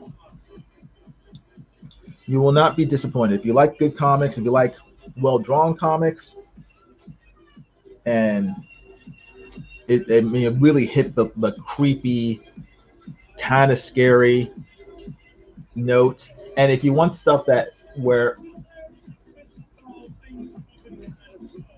just read it. Read it. I mean, I can't. I recommend it. That's my recommendation. Read it.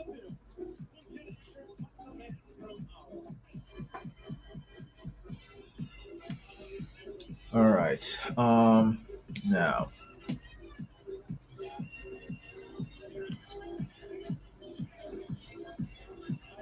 I kind of want to use this brush pen to try this, but I don't know if I. Let me try. Let me try. Let me try. The only downside is that's going to take forever for it to dry. Give me a second. I got on the wrong screen again. I always am. So it's hard for me to tell what you guys are seeing. Hit OK. All right, what are you guys seeing? All right, let me zoom in.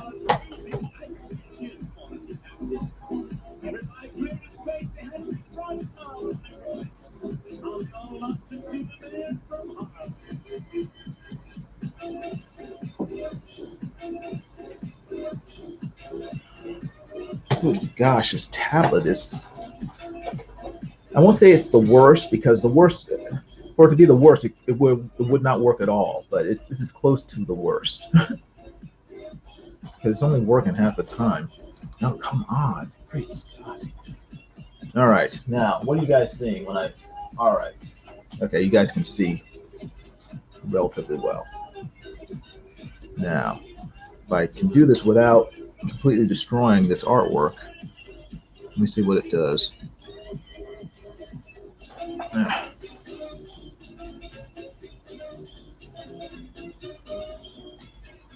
How is that?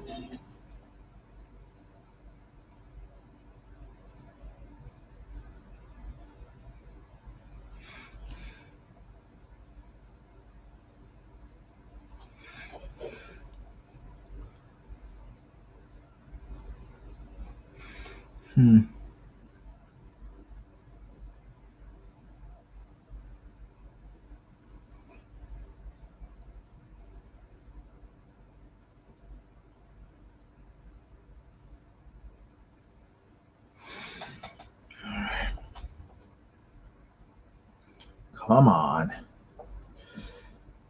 Fly Fox Pro is finished. Bigfoot Bill 2. That's good. Awesome.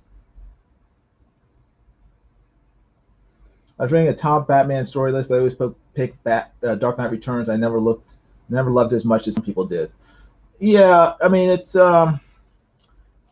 the Dark Knight Returns is, I mean, if you were around when it came out, you will understand why it's such a big deal.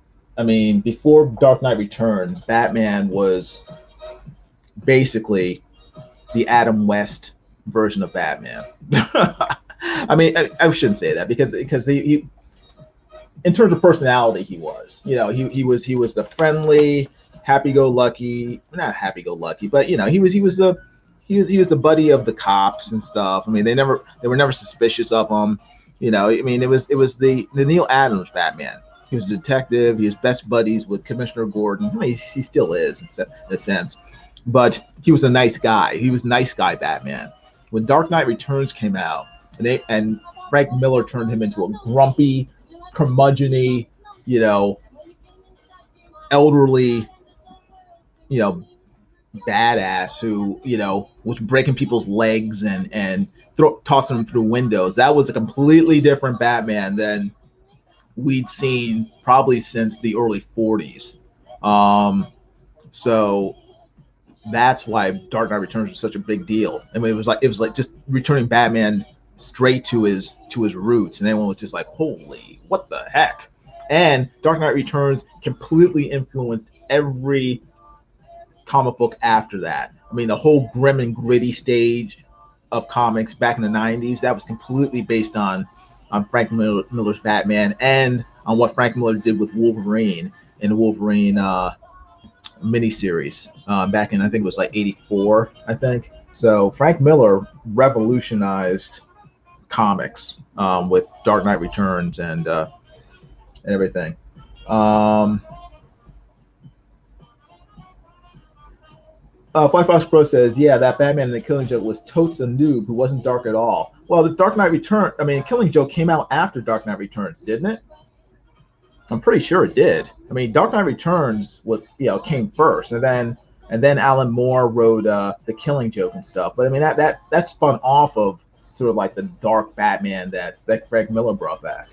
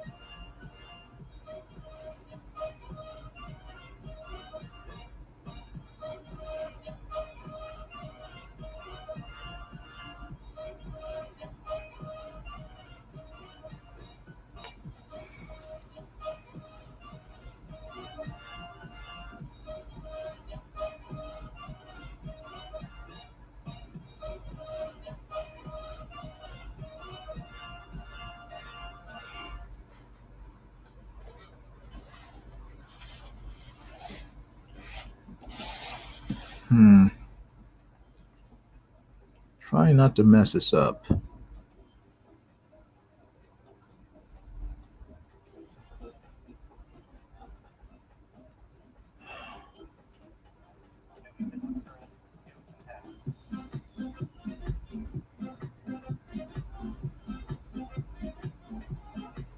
right, that's not too bad. Fly Fox says, I don't think Miller's take was as good as Moore's. I like Miller more than Moore. Well, they're different time periods for the character. I mean, Moore's version was the modern Batman. I mean, Frank Miller's was the Batman 20 years later after, you know, Robin had been murdered by the Joker, and you know, he you know, his life had been pretty screwed up at that point. So, you know, different stages. People are different in different stages of their life. So, I think they're both good. I think they're both just really well done. I mean, problem with Frank Miller is that he just went over the edge. I mean, if you read his latest Batman, what was it called, The Golden Child? I can't remember. The latest Dark Knight sequel he made. It was just it was just ridiculous nonsense. You know, he should have just stopped at. Well, I mean, actually, he should have stopped with Dark Knight Returns. But I did like his Batman and Robin. Was that it? Or Batman? I can't remember what it was called. The one where he did that he wrote that Jim Lee drew. And it was like a really weird, like a sort of a misogynistic, violent version of Batman. You know, when he first started out, it was like really weird. Yeah, he like kidnapped Dick Grayson from the circus, and then he like locked him in a bat cave and had him eating rats and stuff.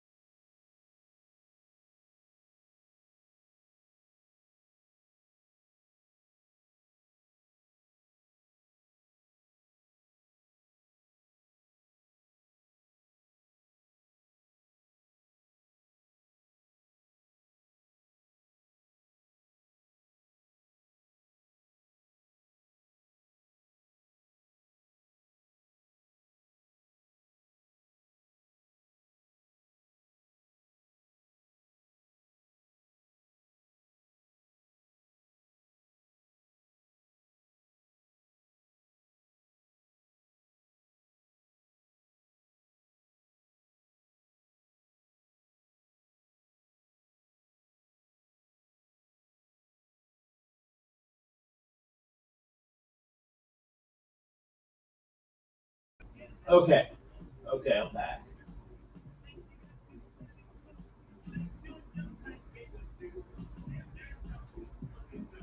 All right, sorry about that.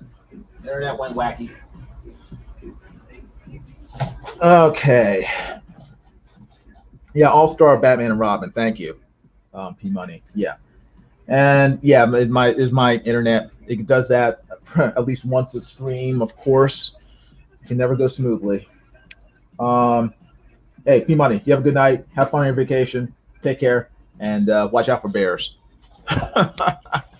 Don't get eaten by one.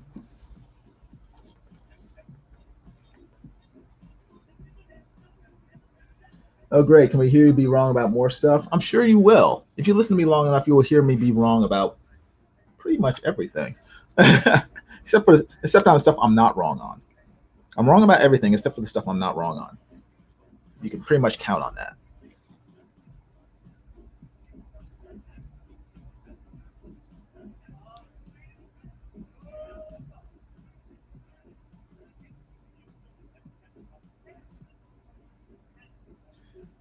Now, I like calligraphy and I like typography. It's just, for me, it's just a question of can I do it well? And I can't really do it that well. But I would like to get better. And I just find it very calming to do. Except when I mess up like that, damn it. I find it calming to do calligraphy and typography.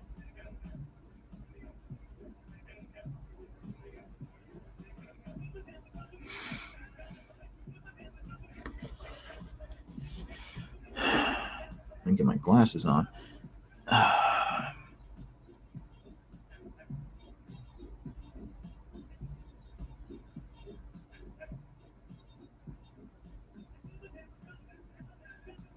I do like this brush pen. I just don't like the ink. The ink just takes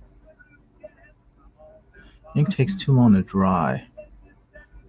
The ink isn't as good as the what is it called? It's called platinum carbon ink that I use to fill my other pens. And it's like, I don't like to wait. I'm impatient.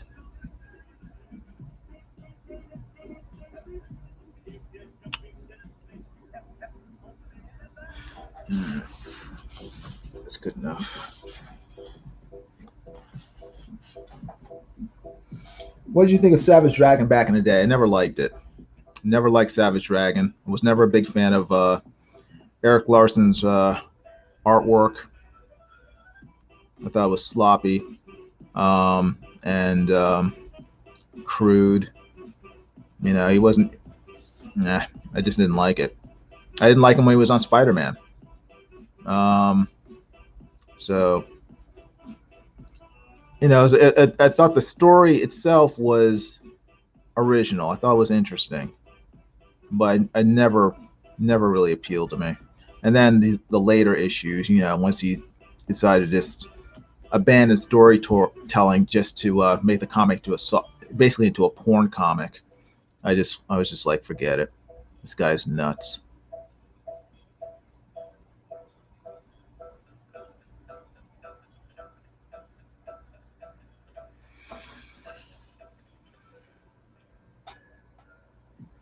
Um, Life Ox Pro says, "Oh, thank God, thank goodness."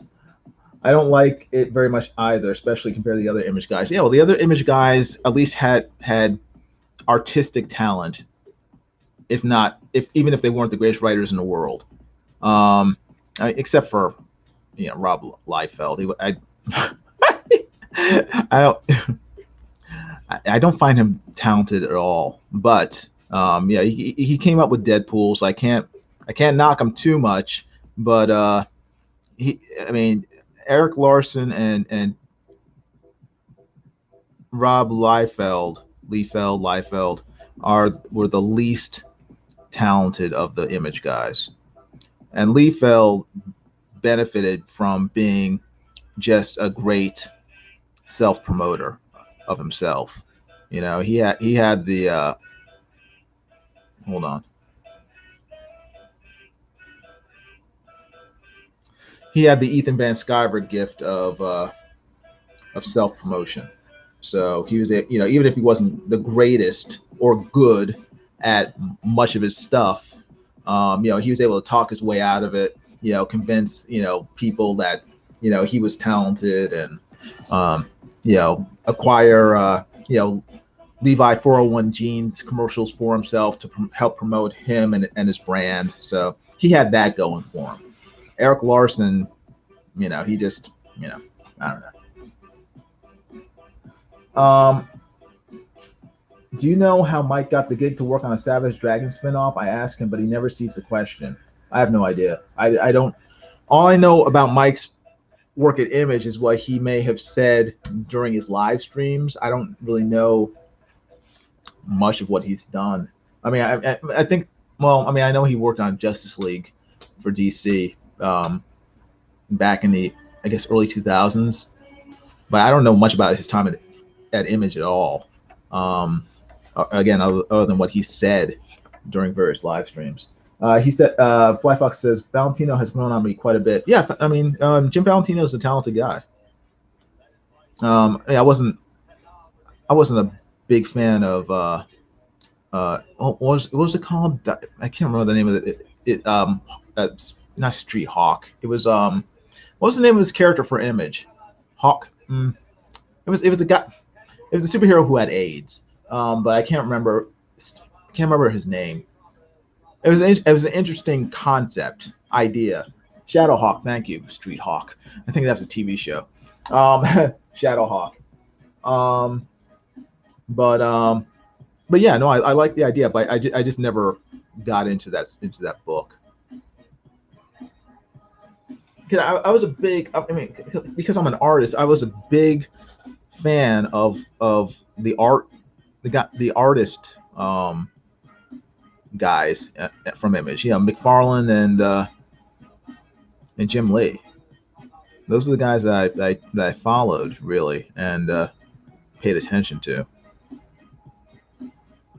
I mean, I was aware of the other guys, but they had very little interest in their books.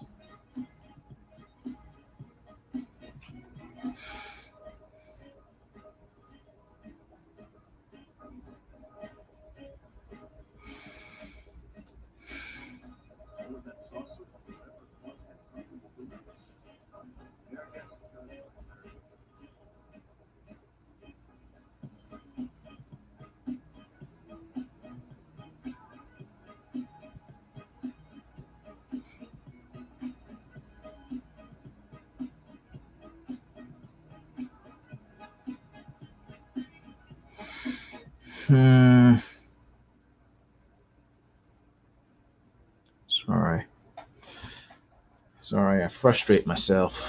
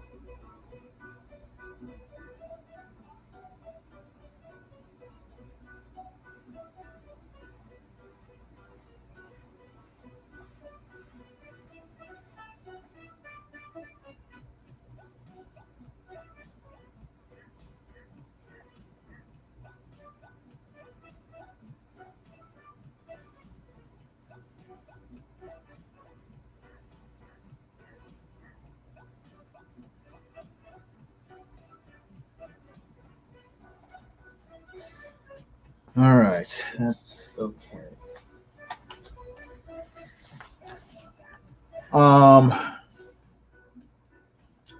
Let's see. Finally got around to reading Gen 13. Campbell's artwork is mega 90s Gringe. What's Gringe? I'm not familiar with that is. Do you mean cringe or grunge? Is that a combination of cringe and grunge?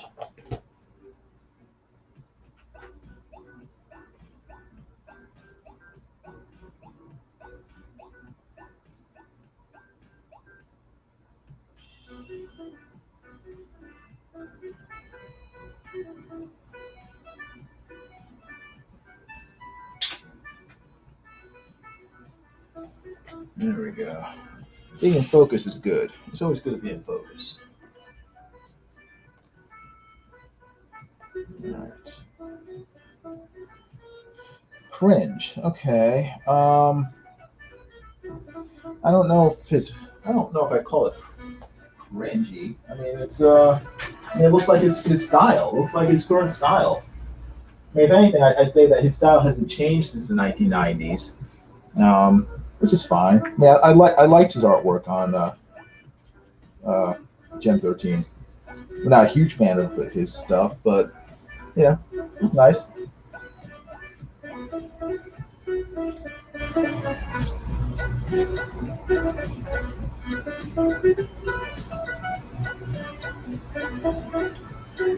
Black Fox says he's polished it tremendously. Yep, I guess.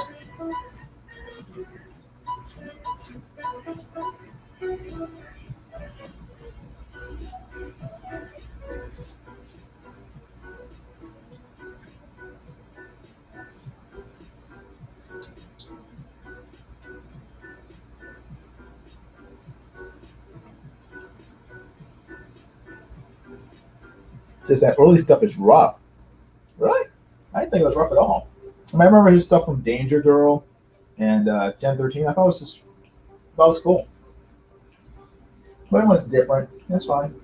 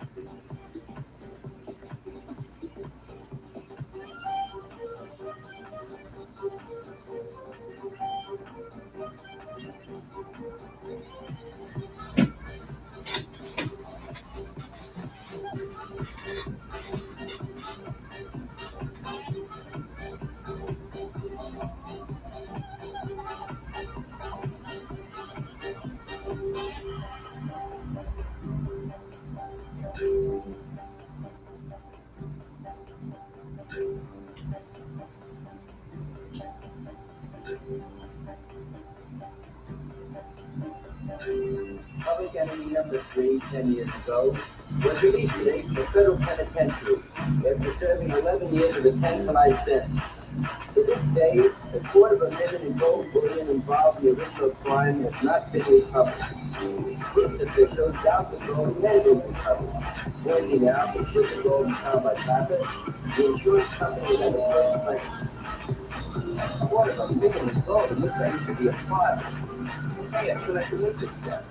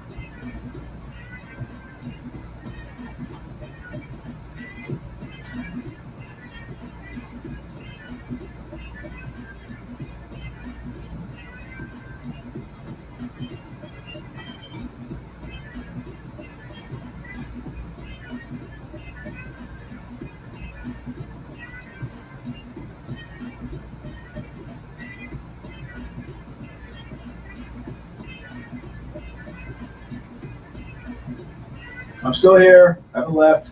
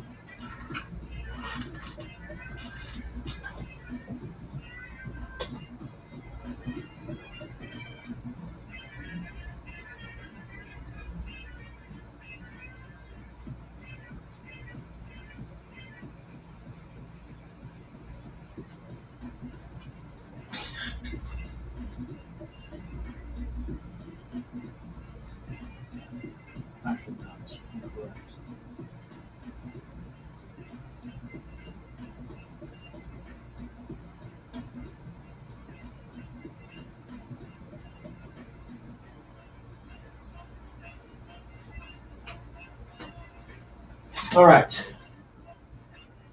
All right. All right. Let me get back to this. Sorry.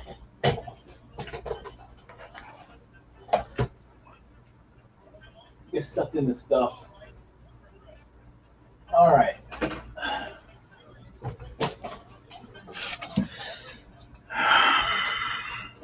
Ink, ink, ink, ink, ink, ink. Ink, ink, ink.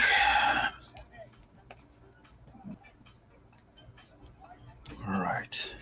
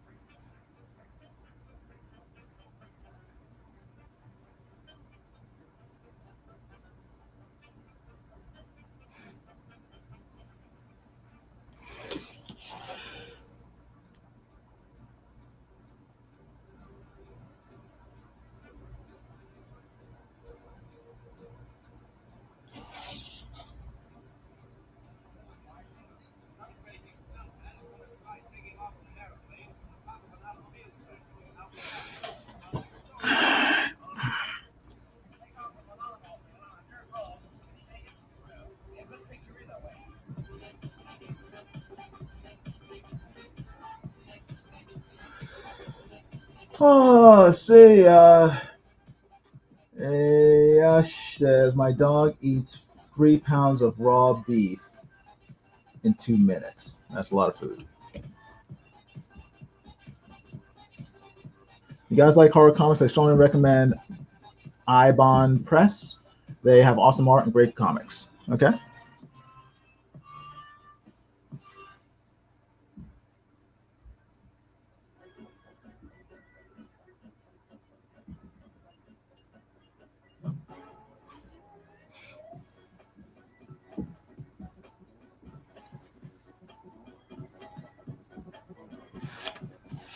Second, I need more ink in my tip. More ink in my brush. This one's all dried out. It's drying out. I gotta squeeze it in there.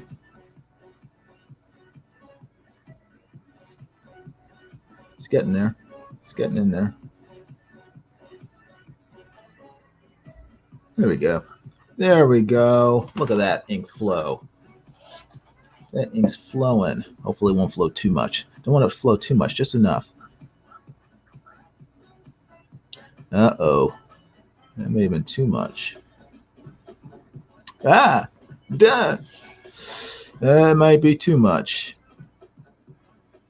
Might be too much because it takes a while to dry. Be careful what you wish for. Careful what you wish for. Might be too much ink flow. Give me a second.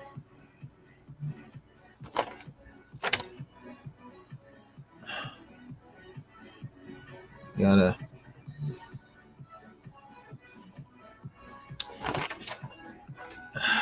get some of that ink out. See, now it's all wet. It's gonna take forever to dry. Dag nabbit. Let me see if I can.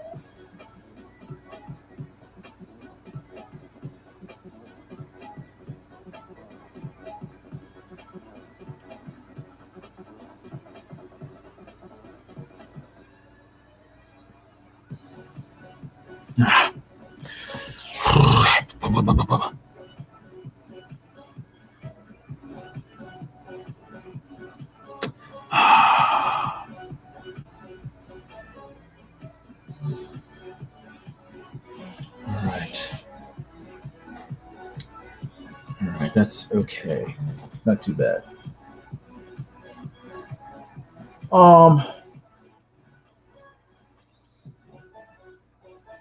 Yash says, I don't exclude left-wing comics anymore because if you do that, you'll have nothing left to read. Just like if you exclude left-wing music. I don't understand what you're saying, Yash.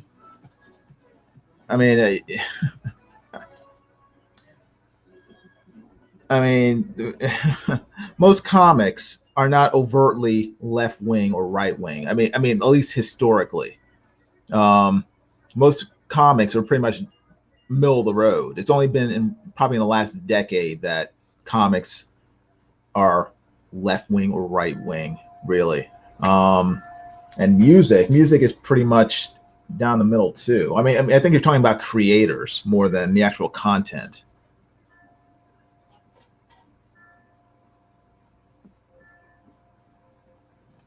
It's like Charlie Daniels Band. I mean, it's not, the music is just music. It's not right wing or left wing. It's just music. I mean, like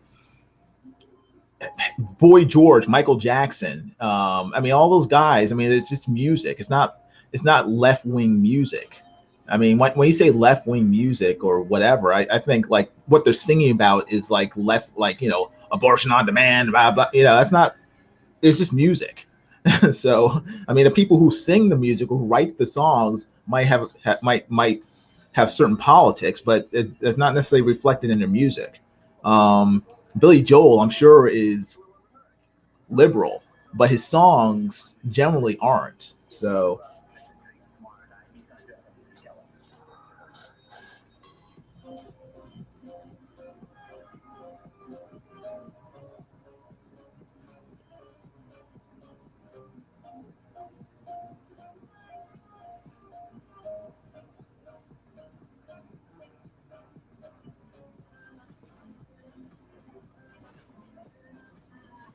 um, Flyfox Pro says, "I'm confused. Is it too much or nah? What too much? What is what too much? Is what too much? Are you talking about the ink I put? I think I put too much ink on in the bristles when I squeezed it, so I had to get some of it out before I continued. This is better. I mean, it's still very wet. It's gonna take forever to dry, but it's better than before. I just have to be careful not to smudge it.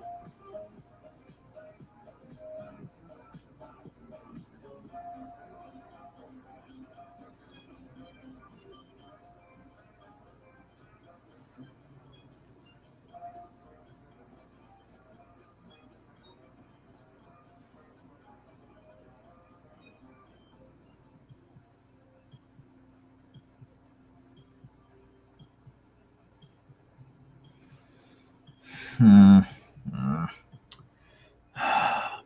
Sorry, I'm frustrated with my inability to get my hands to do what I want them to do.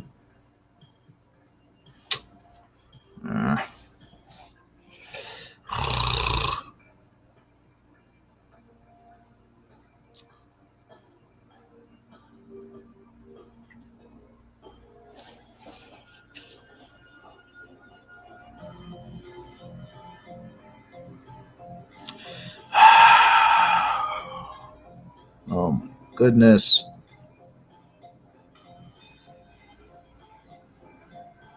Oh, happy accident, happy accident. Just keep telling yourself that. Just keep telling yourself that.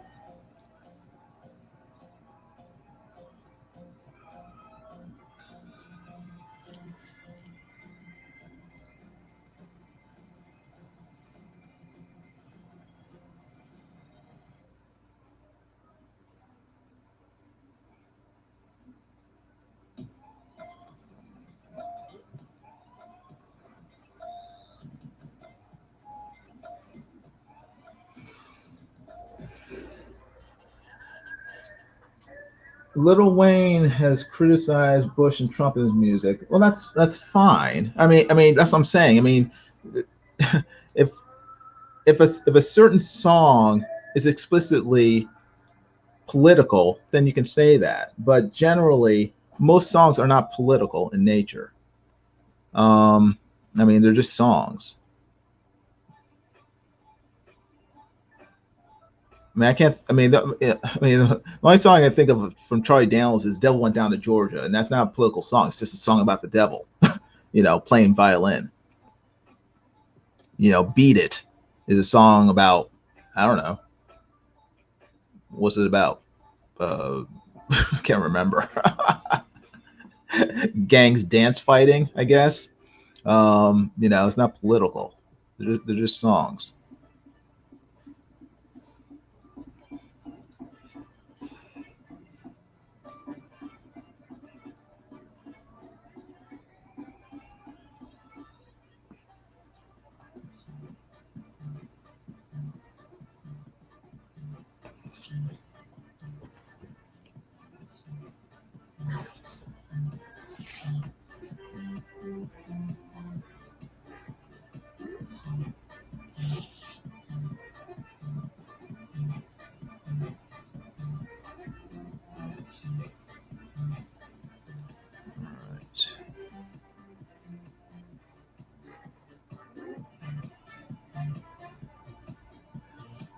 All right.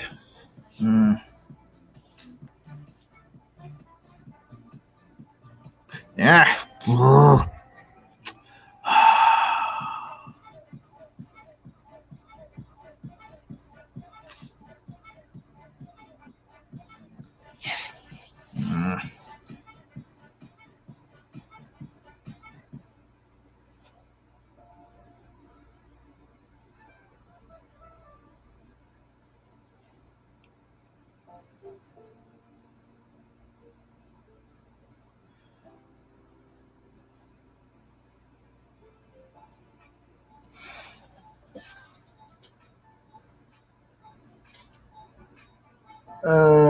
Conan O'Brien is Democrat, but again, Yash, you got to take it on a case by case basis. You're talking about the late night comedy shows; they're all heavily Democrat, and they use their shows to push their views. That has nothing to do with music. I mean, you're conflating like several different things.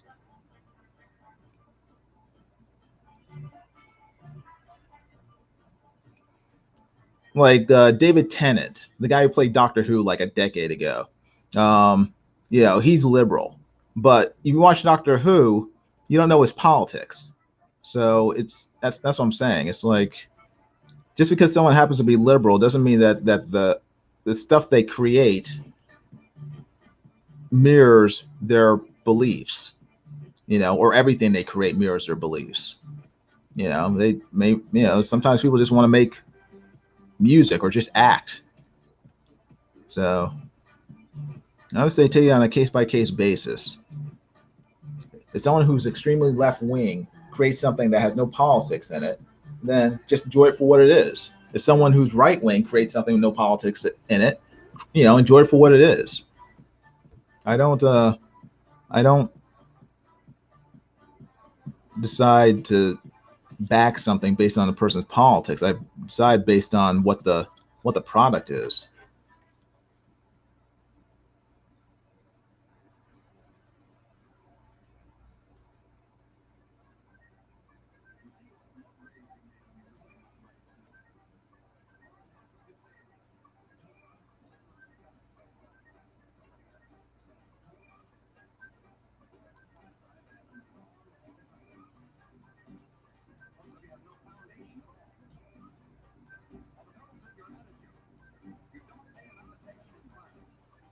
All right.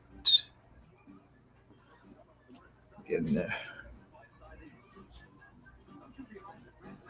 See, Jimmy Kimmel and Jimmy Fallon are both major Trump haters on their show, but they suck and have no talent.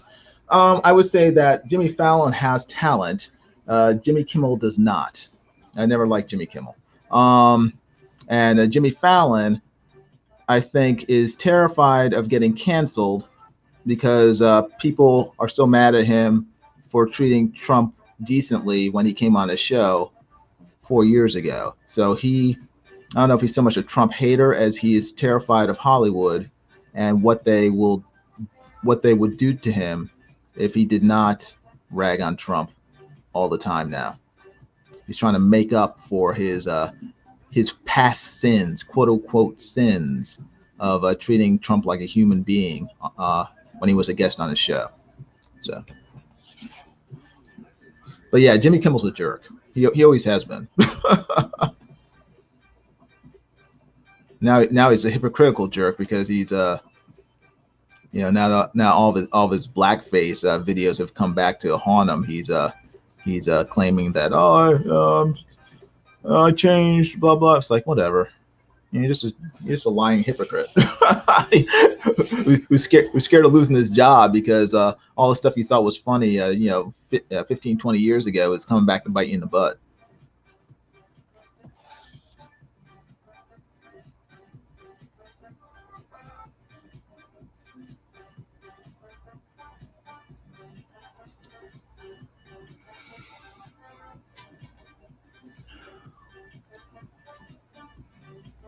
All right.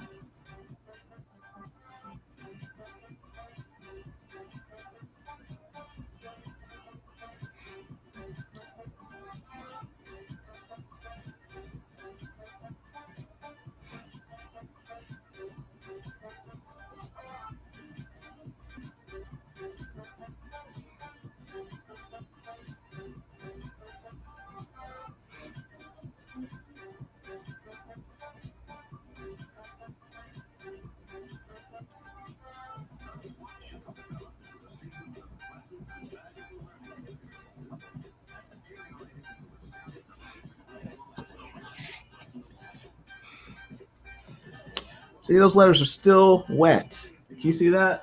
I don't know if you can see it. The T and there you go. The T and the beginning of the O are still wet. And it's like I put too much ink in that area. And I'm like,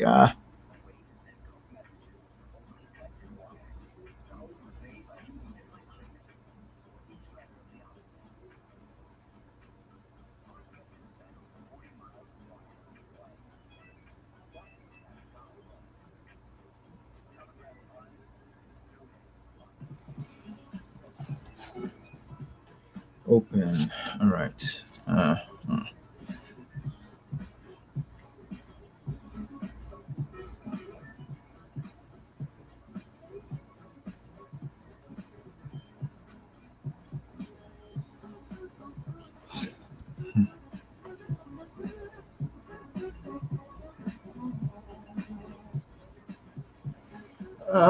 That Chris Cuomo idiot had Giuliani's show on CNN on 9/11 was always respectful to Giuliani.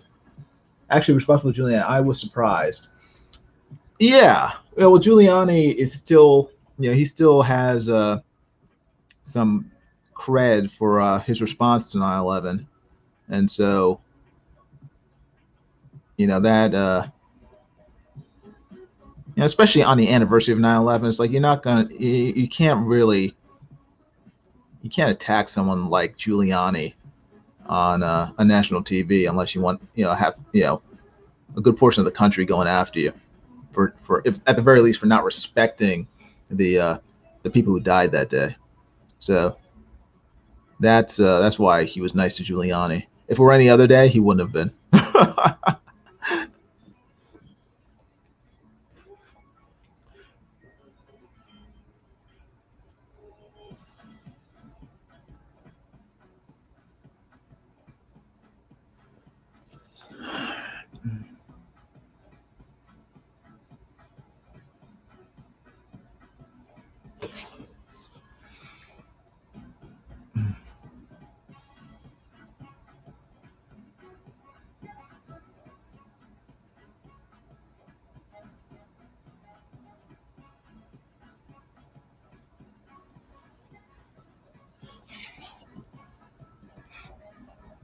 Still wet. Wow. All right. Just gotta.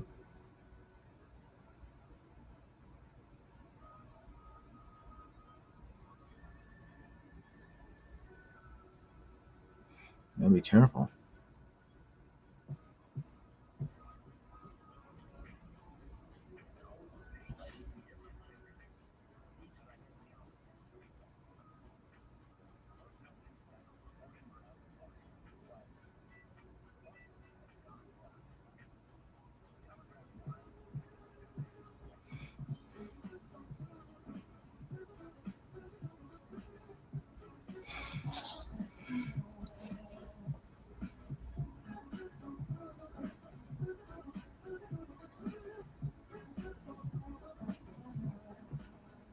Sorry, hitting the camera with my head.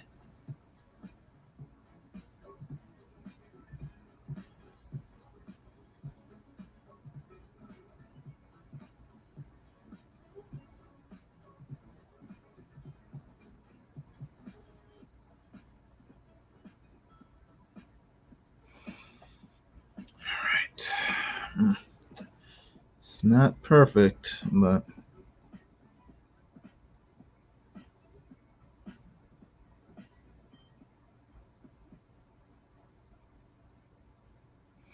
it'll do.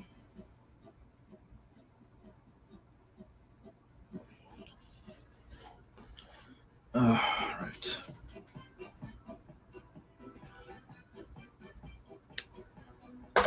Ouch. Ouch. All right, there's that. Kind of sloppy, but meh. What can you do? I'm gonna need a hair dryer for that part.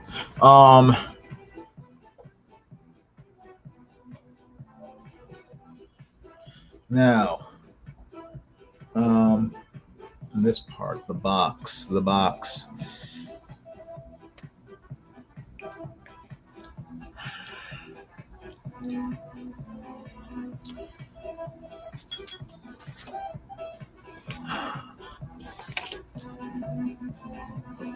Okay, it's okay. No, perfection is better because because it actually looks hand drawn and natural. Yeah, I'd rather it look perfect and unnatural, for my own satisfaction. I want this to be clean looking, and I want the box to be rough. So I don't want don't open to be equally rough. That's my issue. That's my issue. Have a tissue. All right. See if I can get this looking sufficiently.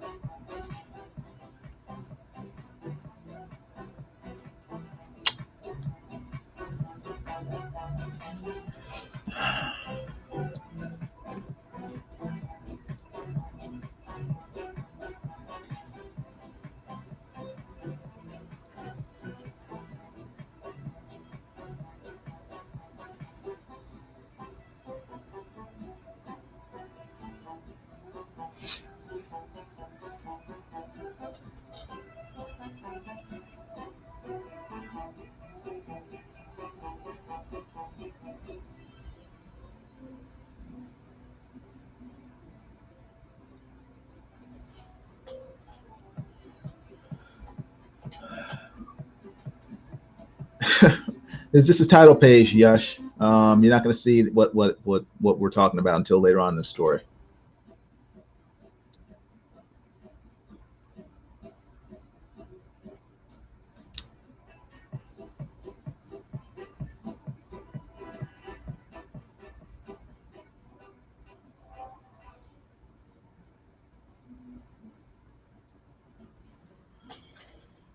Huh.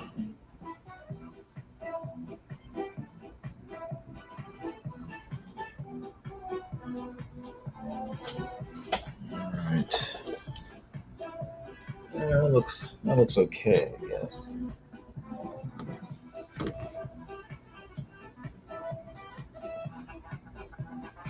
Hmm.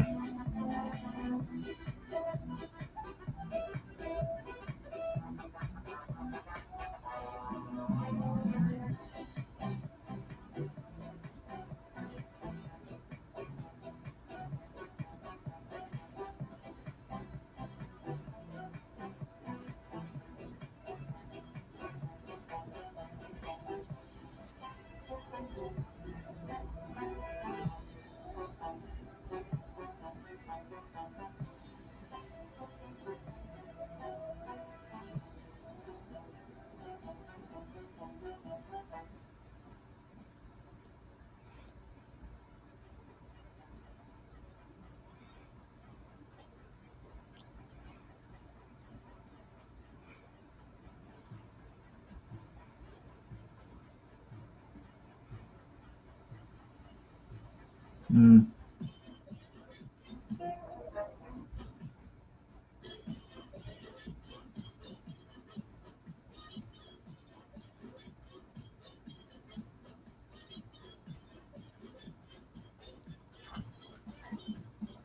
If for some reason it doesn't fund again, and I hope it does fund, could I possibly still buy a photocopied copy? um, I guess. I yeah. I mean, I'd have to ask um, Nasser. I don't think he wants copies of this book floating around. If it doesn't fund. So, but if he's okay with it, then yeah, I don't see why not.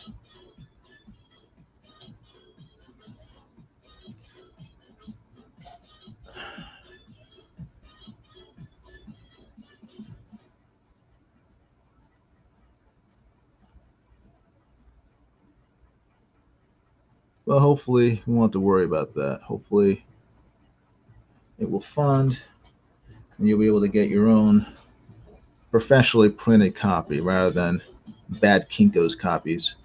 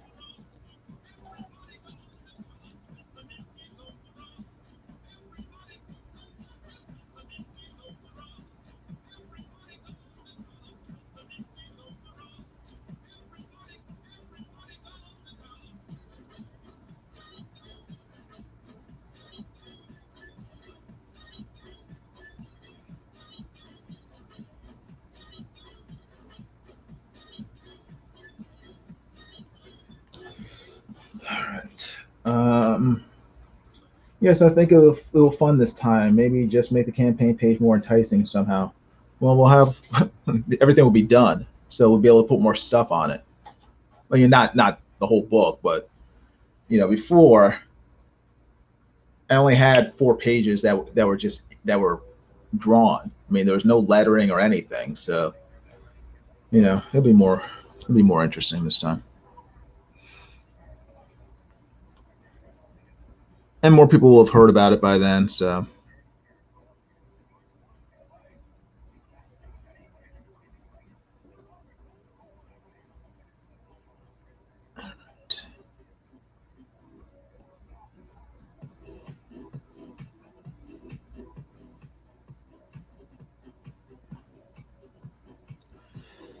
see.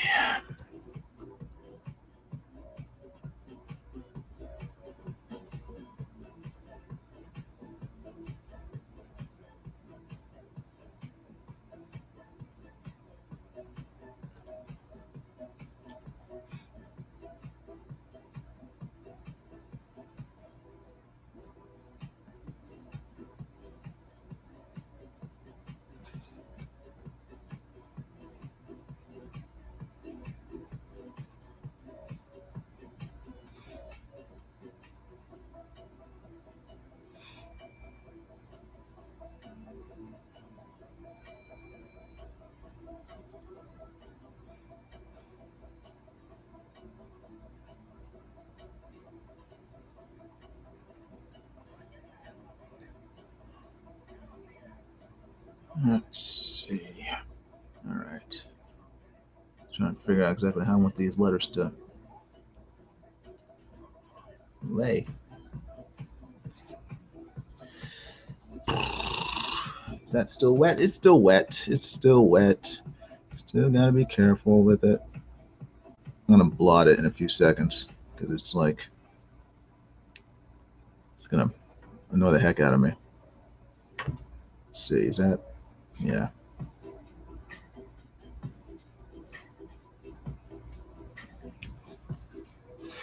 All right, let me blot that lettering.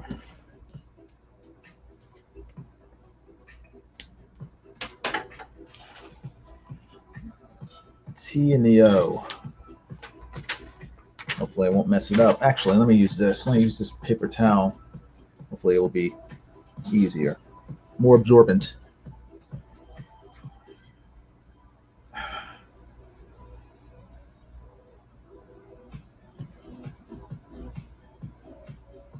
All right, there we go. See, you got it up. It got it up. Make sure it's.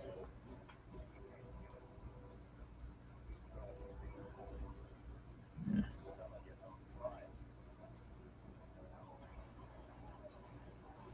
There we go. That's most of it.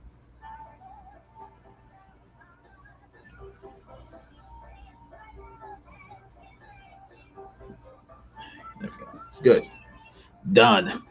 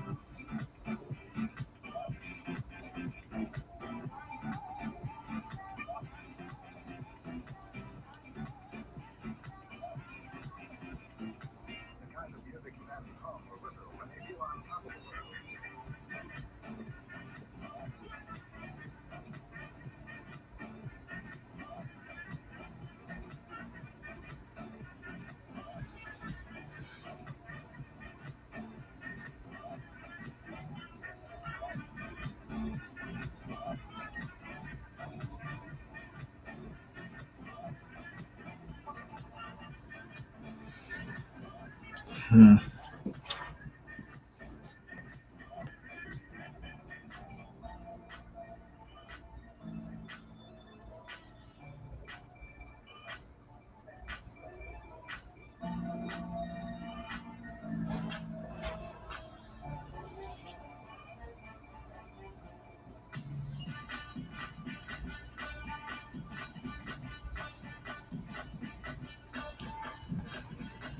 All right, there we go. Don't open the box. Looks okay. I may make adjustments pending, but now it's okay.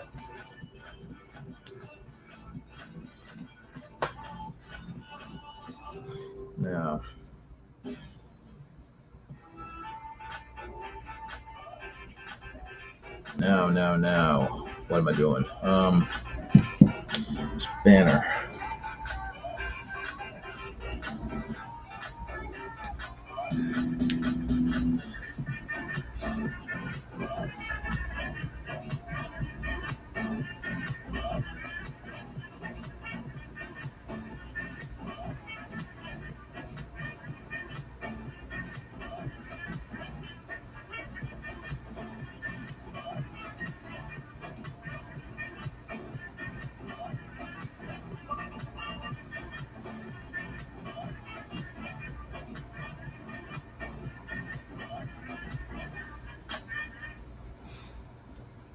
Hmm.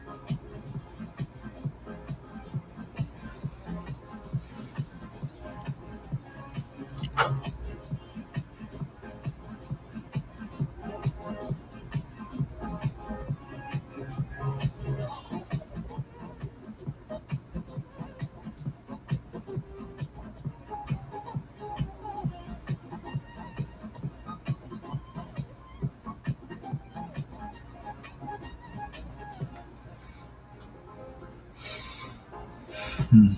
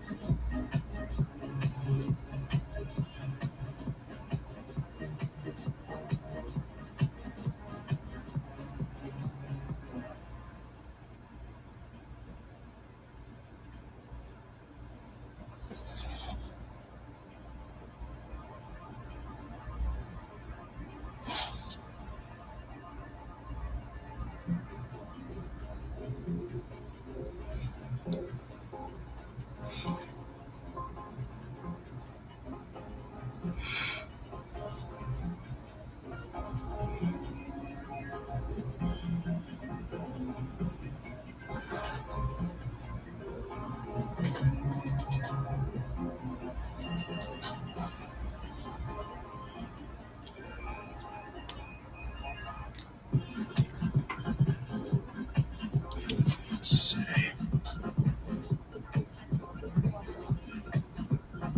Ah, that was not good. See, look at that. That's not good. That's what happens when the ink is not dry. Ah, dagnabbit. See, now I'm gonna have to go in there and I'll do it later, but I'm gonna have to be whiting out like crazy trying to clean that up. Let myself get complacent because I blotted it. I assumed it was dry and it wasn't. Let's hope the rest of this does not screw up as well.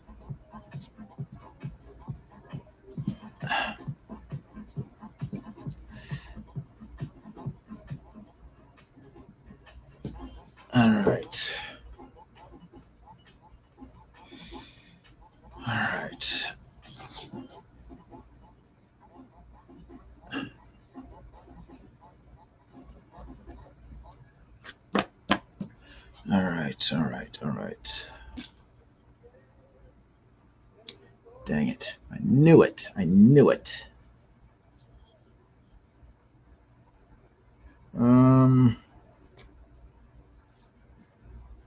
This wrong pen.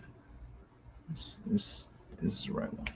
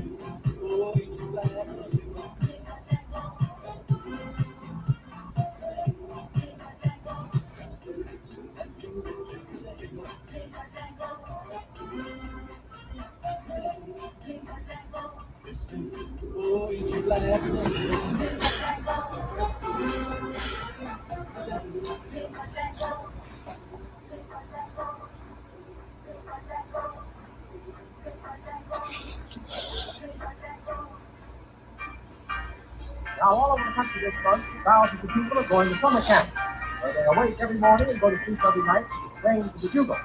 So the Alabama Brigadiers thought it would be appropriate to play Bugle Call Rags. Okay, boys, let her roll.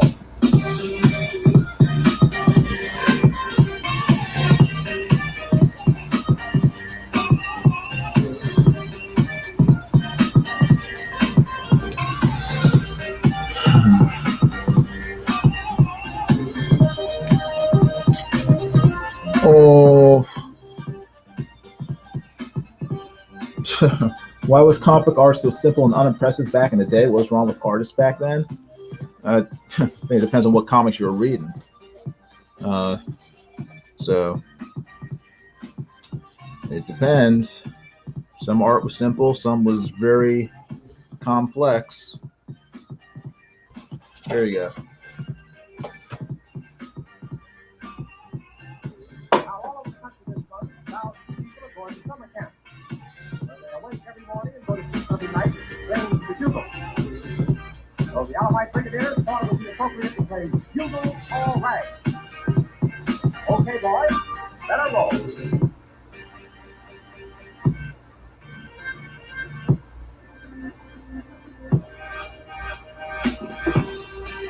Here's some comic book art from the 1950s. It's not really simple. It's pretty complex, pretty detailed.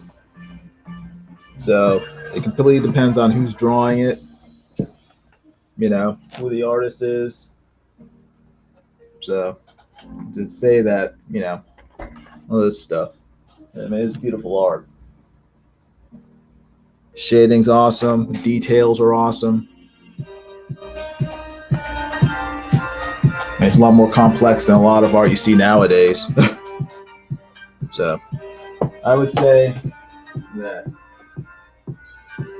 art hasn't changed that much. There are good artists, there are weak artists. So it just depends on which ones you're looking at.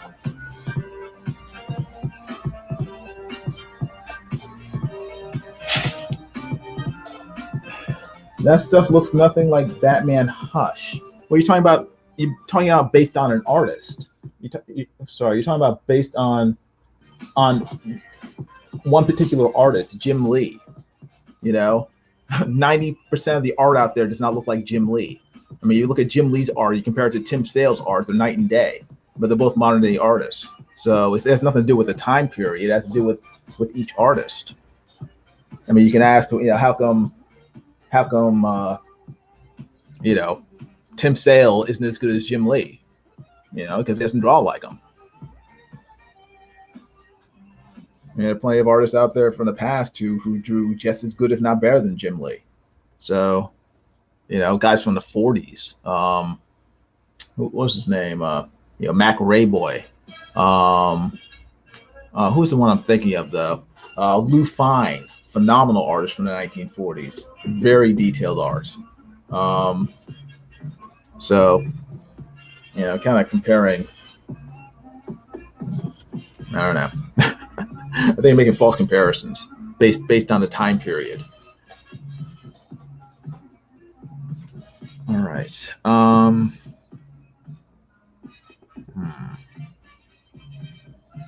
what am I doing? But don't you agree that the coloring and print quality might be why newer stuff looks so much better? Well, yeah, but that has nothing to do with the art itself.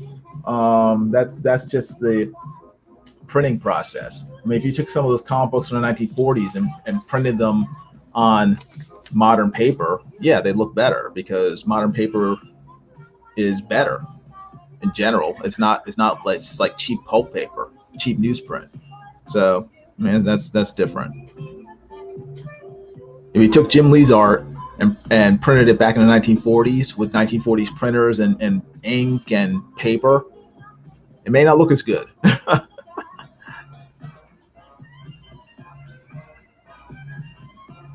right, let's see if I can.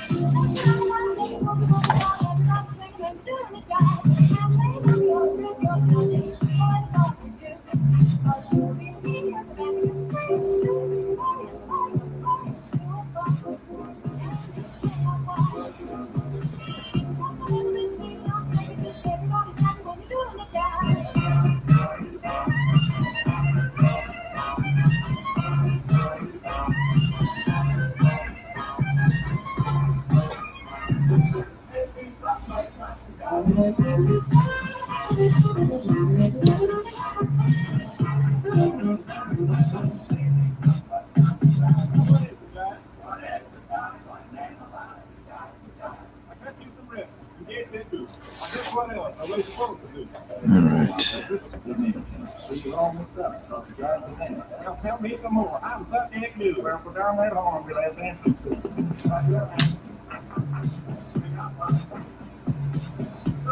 You'll take this.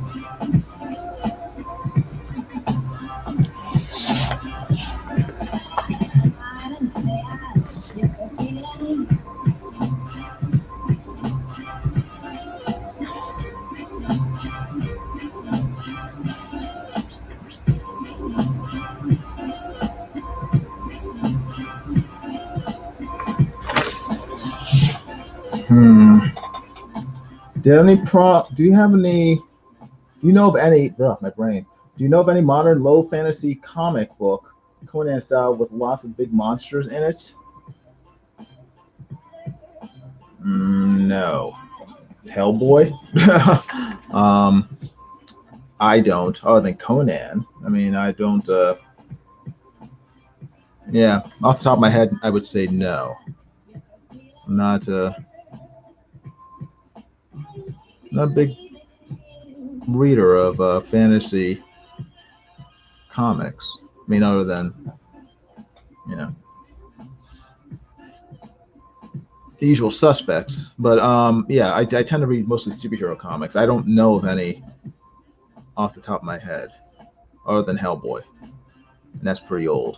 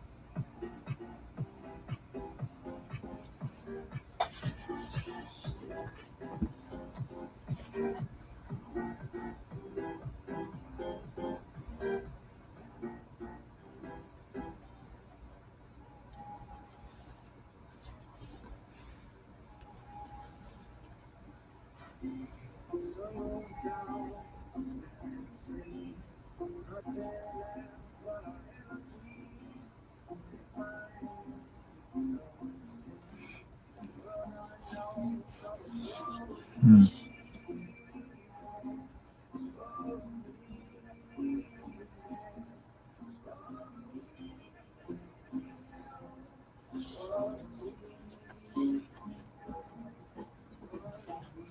All right.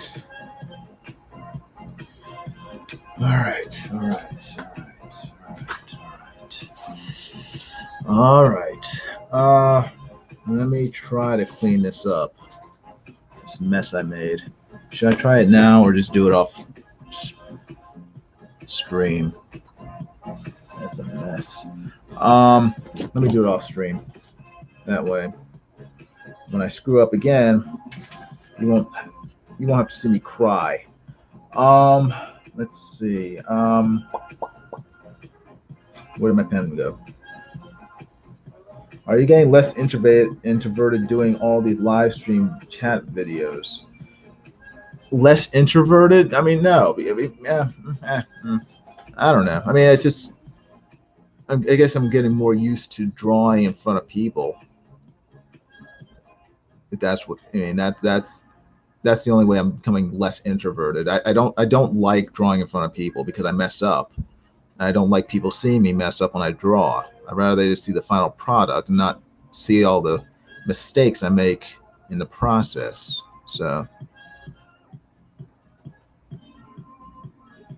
and I tend to make weird noises when I draw and grunt and all that other stuff. And I'd rather, again, people not see me or hear me while I'm doing that. But, you know, that's okay. It's part of the necessary fun of live streaming.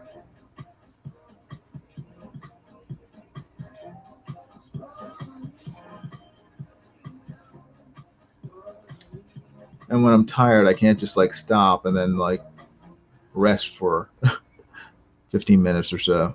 I have to keep on plugging. So I mean, it's good because it forces me to actually sit down and work. But I live stream grudgingly. I do it because because I have to. It is helpful to promote my art and my business, but I don't do it because I love it. I do it despite the fact that I don't love it. So not that I don't appreciate everybody who's watching or who will watch or who supports me or subscribes and stuff. That's the best part of it. People enjoying my artwork, but it's just I'm not enamored with performing, so to speak.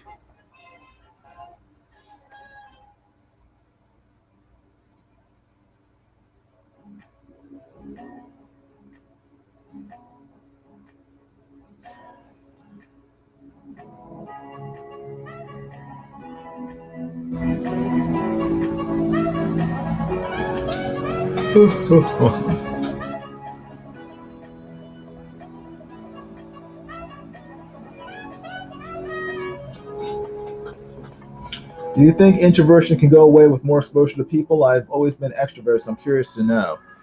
Yeah, I mean, the more you get used to something, the easier it is. So, I mean, I'm not as introverted as I was when I was a teenager, and a lot of it is just sort of faking it.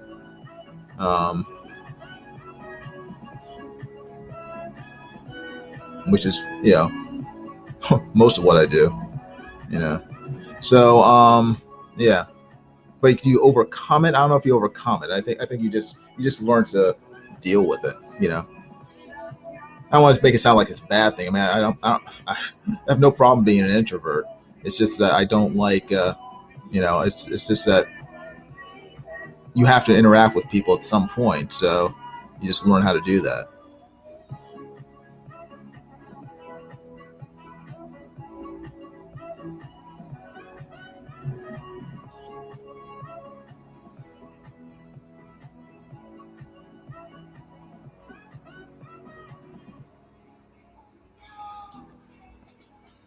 Hmm.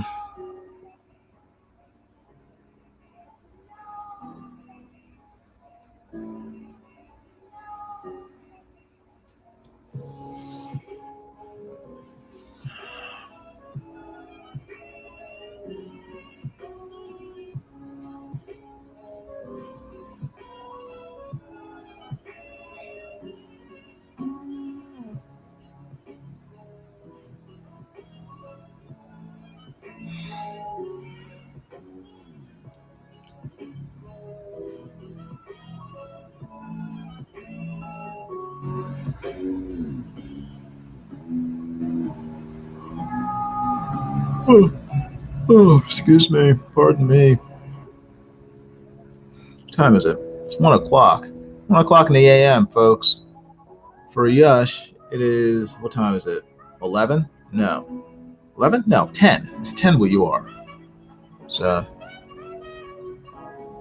what time did I start? I started at 9:30? I started at 9:35. So, what is that? It's almost 4 hours? Dang. 9:30, 10:30, 11:30, 12. Yeah, almost 4 hours. 3.5 hours. Keep plugging away till this page is done.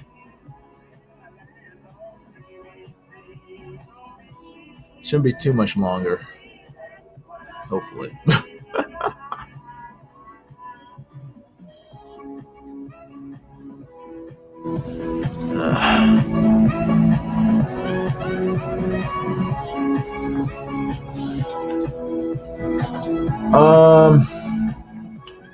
Right through says you're a machine, Jiminy. I don't know about that. A lot of things I should be getting done that I don't get done. It's just that I don't like spending more than 3 live streams on a page. It's just like this gets to be too long. So I'm just trying to, and it, I need to keep moving with this stuff.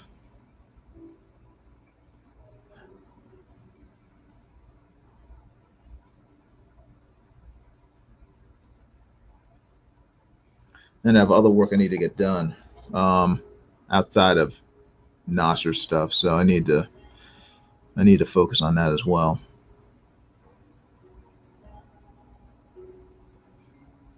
Not that I don't enjoy doing Nasser's work. Nasser's comic is fun to draw, but I have another job I need to work on. So.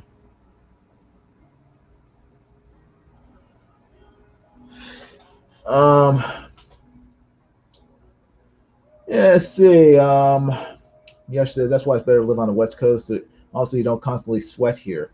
Well, we have air conditioning, so we don't constantly sweat here either. We stay inside. Hey, John Diller's here. John Diller's here. Says hello there. I see your taste in music hasn't changed. No, it has not changed. I doubt it will ever change. It's still the same old, same old, same old. Yes, says yes, and a very odd taste in music it is. What is falling? Is that snow or confetti? It is confetti because they're getting married, or it could be snow. Maybe they're getting married in the winter. I don't know, but for now it's confetti. So ignore that big mistake right there on the top of the T and the N. See right there? See that big screw up? You gotta fix that. Dagnabbit. All right.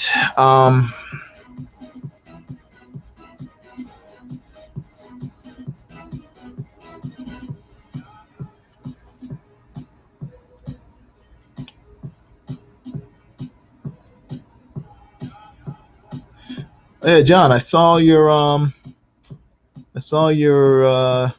my brain just died. Your Buckler, the Descent story. I got the PDF yesterday. It's very good. I liked it. I liked it a lot, actually. Very cool stuff. Good work. Surprisingly good work. I'm teasing. No, it was good. I enjoyed it. Thank you for putting it out there for us. Look forward to getting the hard copy. Did you like the prologue? The prologue. I'm gonna have to read it again. But right now, the prologue is slipping my mind. Prologue is slipping my mind. I just feel bad for him when when he's like crying and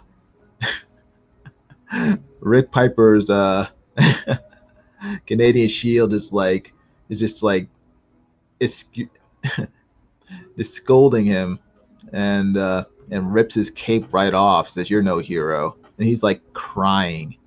I was like, dang, sad. Story about the chicken on the first page. Oh good gosh. I'm gonna have to read it again. I'm sorry.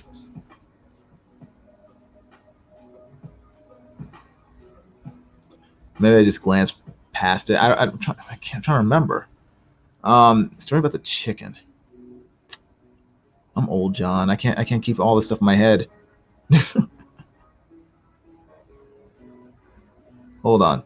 And I gotta look. Now I gotta look, John. Thanks a lot, John. Hold on. Oh.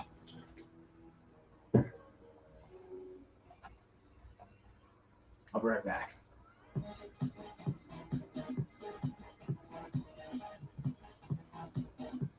All right. Where's John Dillard's comic?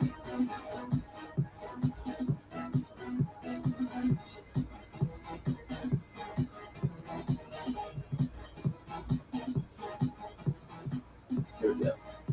Okay, here we go. Where's the chicken part? Chicken.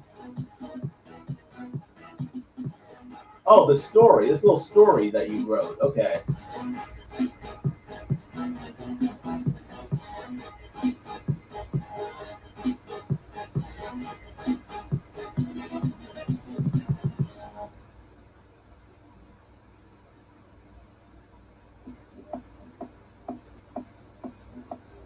Oh yeah. Yeah, okay, I remember this now. Yeah, it was that's kind of messed up. I remember that now. Oh yeah, that was kind of gruesome. A little gruesome there. I remember that. John says, "I know some stuff was wonky, but overall it was okay." Yeah, no, I liked it. I enjoyed it quite a bit. So, but that prologue, it was. I mean, I get how it fits into the story. It's just, yeah, it's kind of sad. Thanks, John. Now I'm depressed. That's a true story. Oh man, now I'm even more depressed. Oh, John. Um, Ready through this says I have a sheet metal roof, and a couple of times a month it sounds like the raccoons are up there line dancing, tappity tappity, switch scratch. That's funny.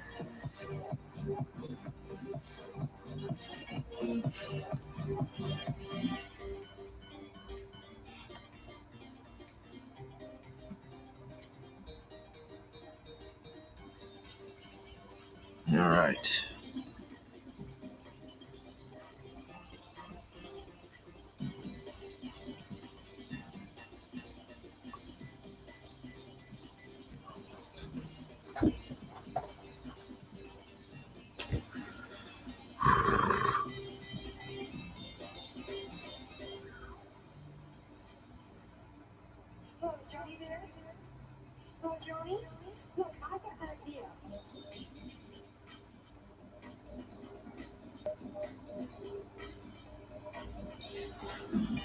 All right.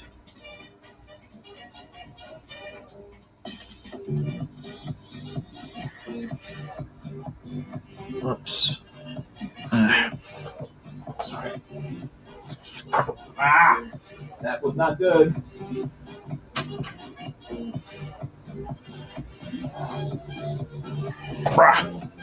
Ah.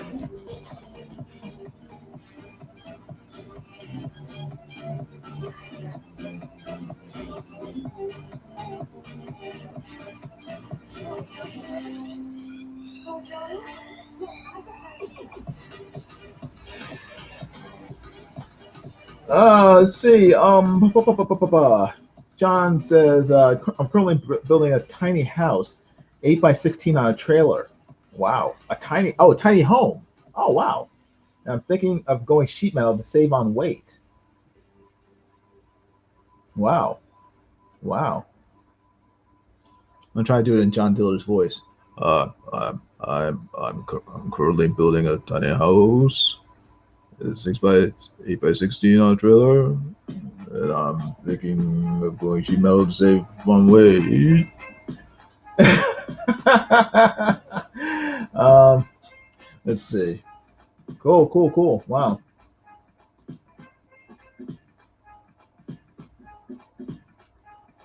that's cool, John. Man. So why are you building this tiny house, this tiny home? Is this for is this for you and your family for permanent living, or is this for like trips and stuff, or what? What's up? What's going on? Are we gonna see you on HGTV sometime? I look forward to it. That'd be neat.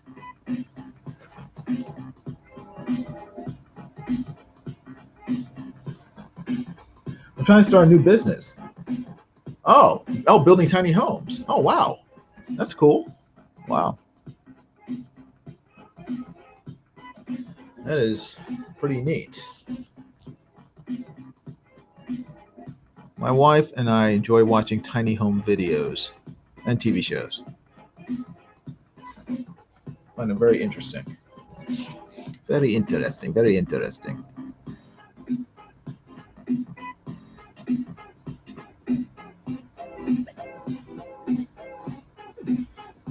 Hmm.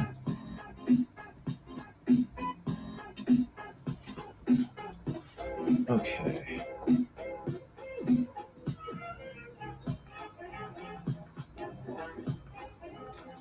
All right. We're getting there. We're getting there.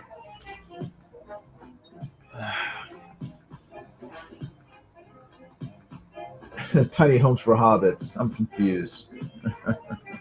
You live in Washington, yes, you know what he's talking about. All the hippies over there live in tiny homes now. All them hippies, all them Washington hippies live in tiny homes. Mm. Ooh, okay.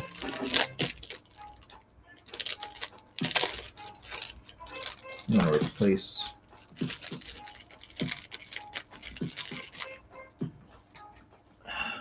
I'm gonna dump my .05 pen now because it's kind of dried up.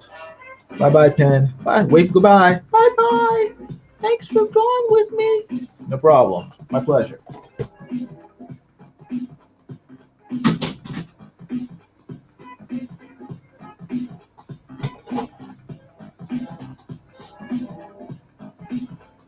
Uh,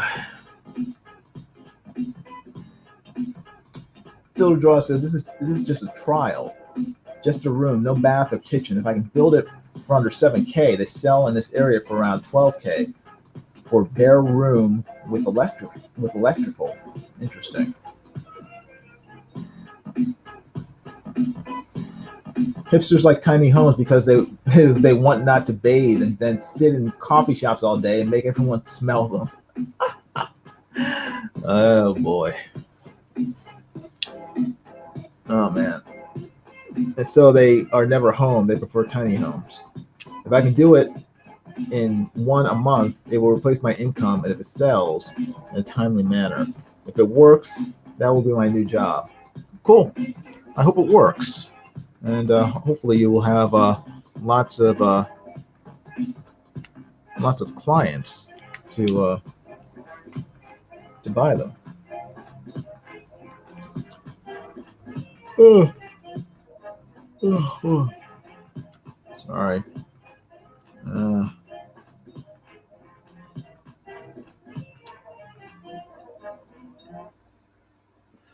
all right.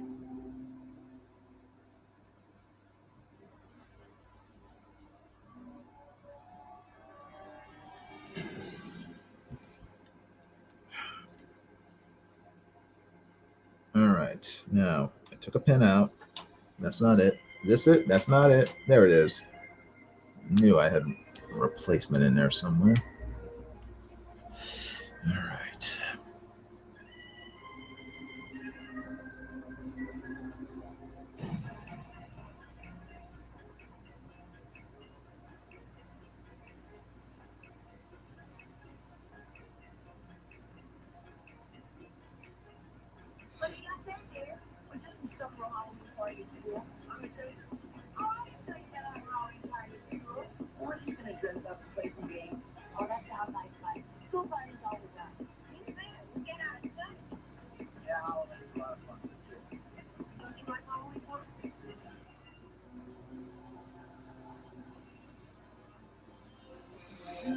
Hmm.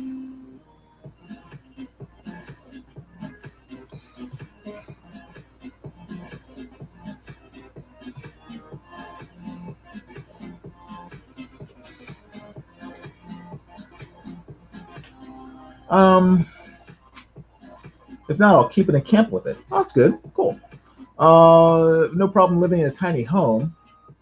I spent over a decade living in tugboat staterooms. However, I can't live without my shop, and my shop is big, says Ray Thulu. I always thought it'd be cool to be a tugboat captain, and I have no idea why. I like the idea of a tiny home, but I need room, and I like having a garage. And I like having a garage. Sorry, I'm sort of I'm fascinated by John Dillard's voice for some strange reason. The way it goes up and down, sort of like listening to a real life Yogi Bear. You know how Yogi Bear's voice sounds? It's like, hey, boo boo, do I get a picnic basket? Like, I'm gonna make some tiny homes, and try to sell them, make a bunch of money. That's John Dillard. It's sort of like he's like Yogi Bear. If Yogi Bear drew for a living and made tiny homes, that would be John Dillard.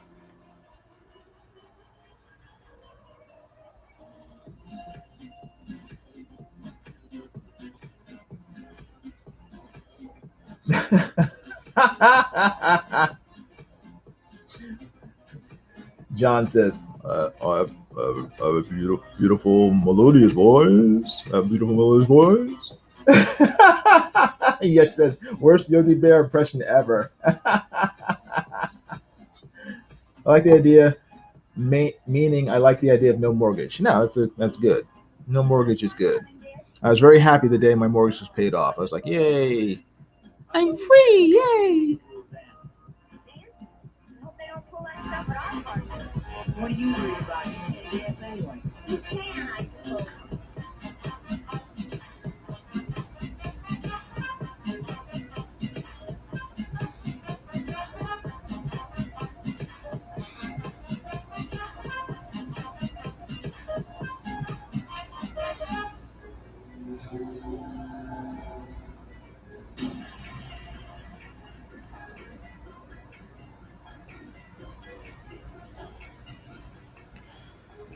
All right.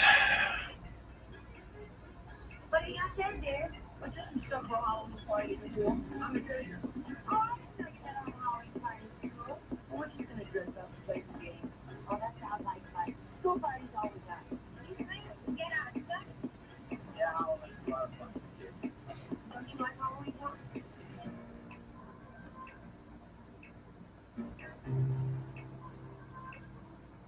Hmm.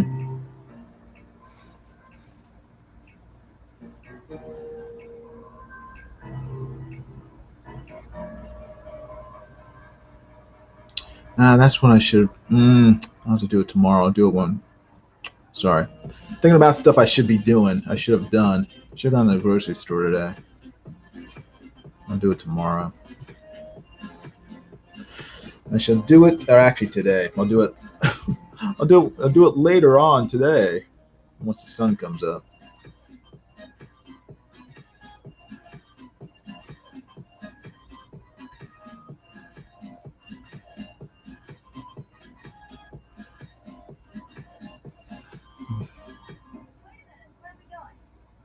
To the party. Hmm. All right.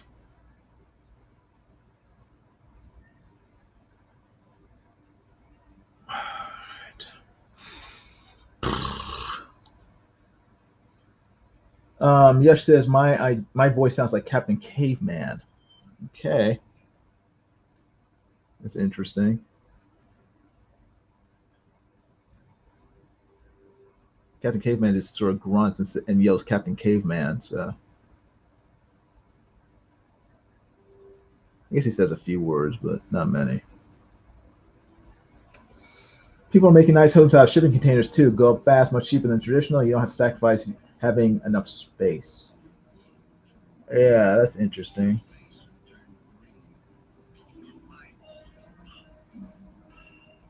Palm fronds.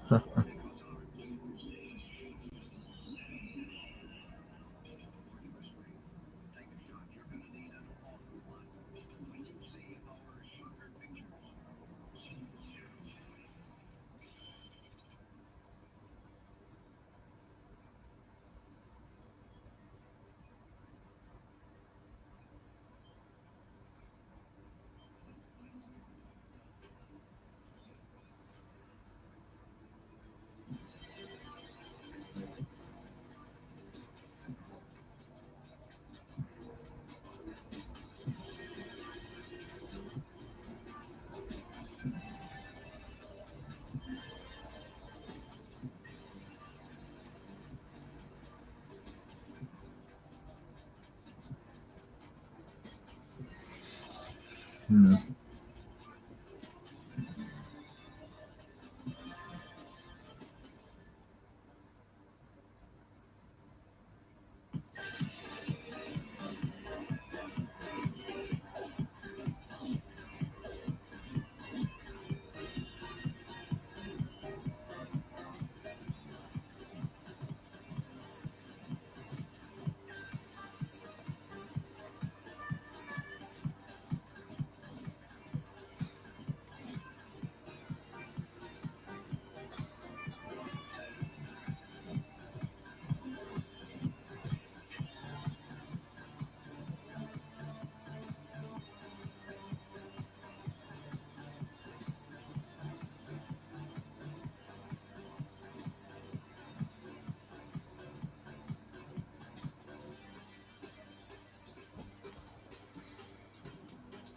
All right.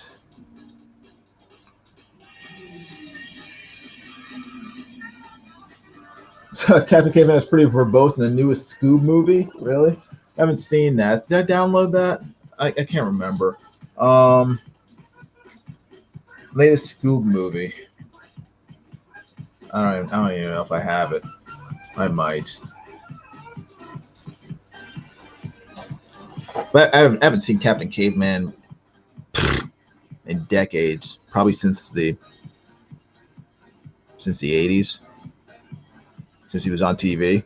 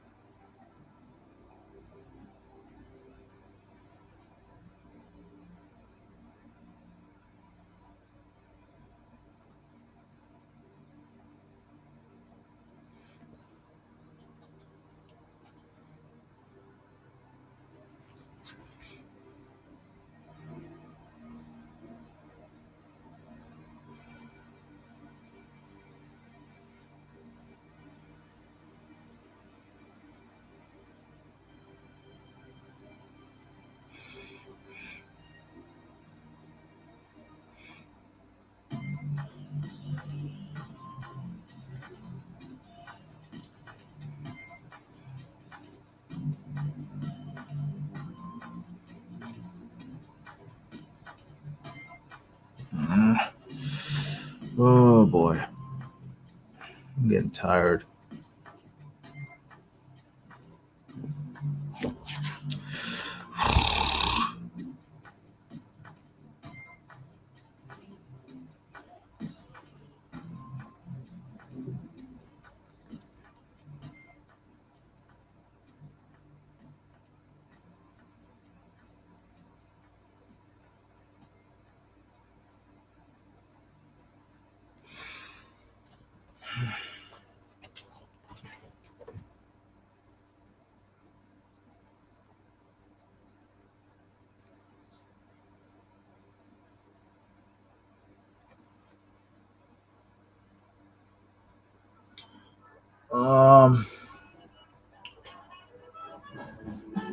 Remember that Gilligan's Island episode with the giant spider that lived in the cave? That was my favorite episode of all time. I don't remember that.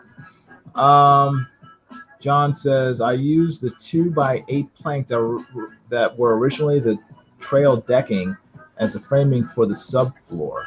I saved on lumber, but the insulation for 2x8 lumber is stupid expensive.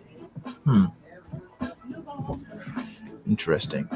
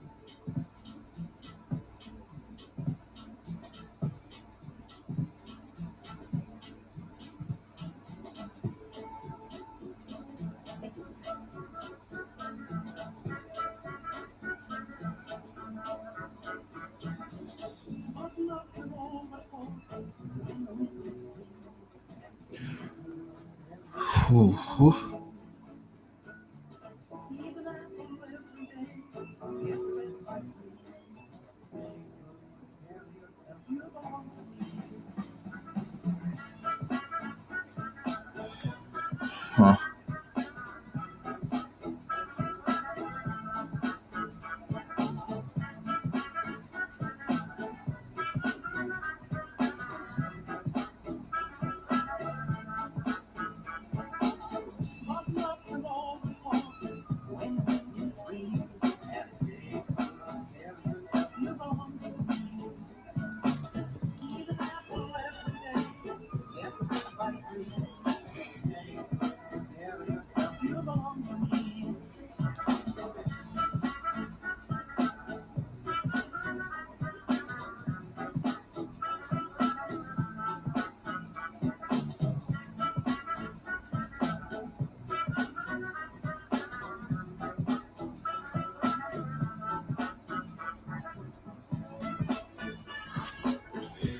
All right. All right. John asked, Jim, do you feel like you've lived this very same day many times before? No, it's not that bad. I just a pain sort of getting through this sometimes. But this is pretty much done, this page.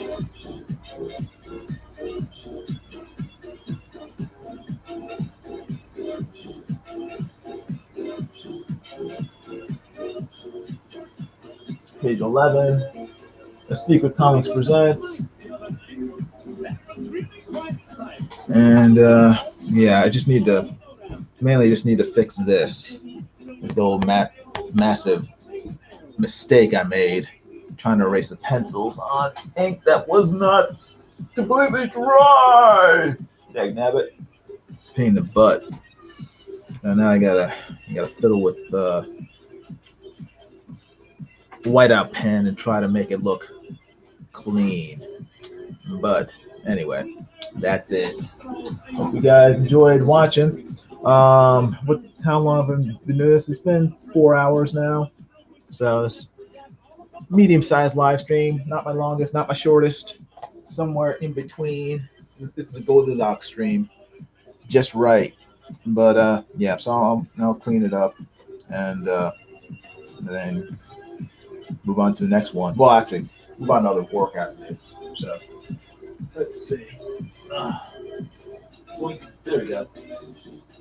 Zoomed out a little better. But anyway, everybody, thanks for watching. I appreciate it. Thanks for your time. Thanks for keeping me company while I've been working on this.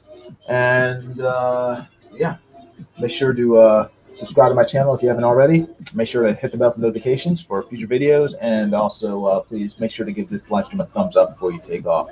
All right? I would greatly appreciate it. John Diller says, Jim, what would you do if fear was not a factor and could not fail? If fear was not a factor and I could not fail, I'd probably be an arch villain, because I would be doing lots of stuff I should not be doing, because I would have no fear and I wouldn't fail. So I could do whatever I wanted. So, yeah, I'd be doing lots of bad stuff. Probably some good stuff too, but yeah.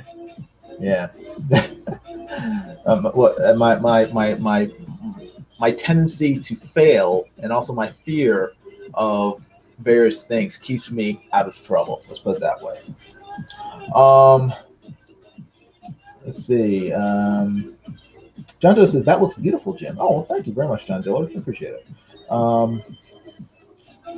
And Yush asks, are those ashes in the air from Black Lives Matter Antifa forest fires? No. Yush Zimbo lives in Washington, so he is faced with the horrors of forest fires and Antifa and Black Lives Matter on a daily basis. So it's always in the forefront of his mind, even with comic book pages. So, but no, it's just confetti. So, but anyway, you guys take care. Have a good night, and I will talk to you later. All right, stay out of trouble. Bye.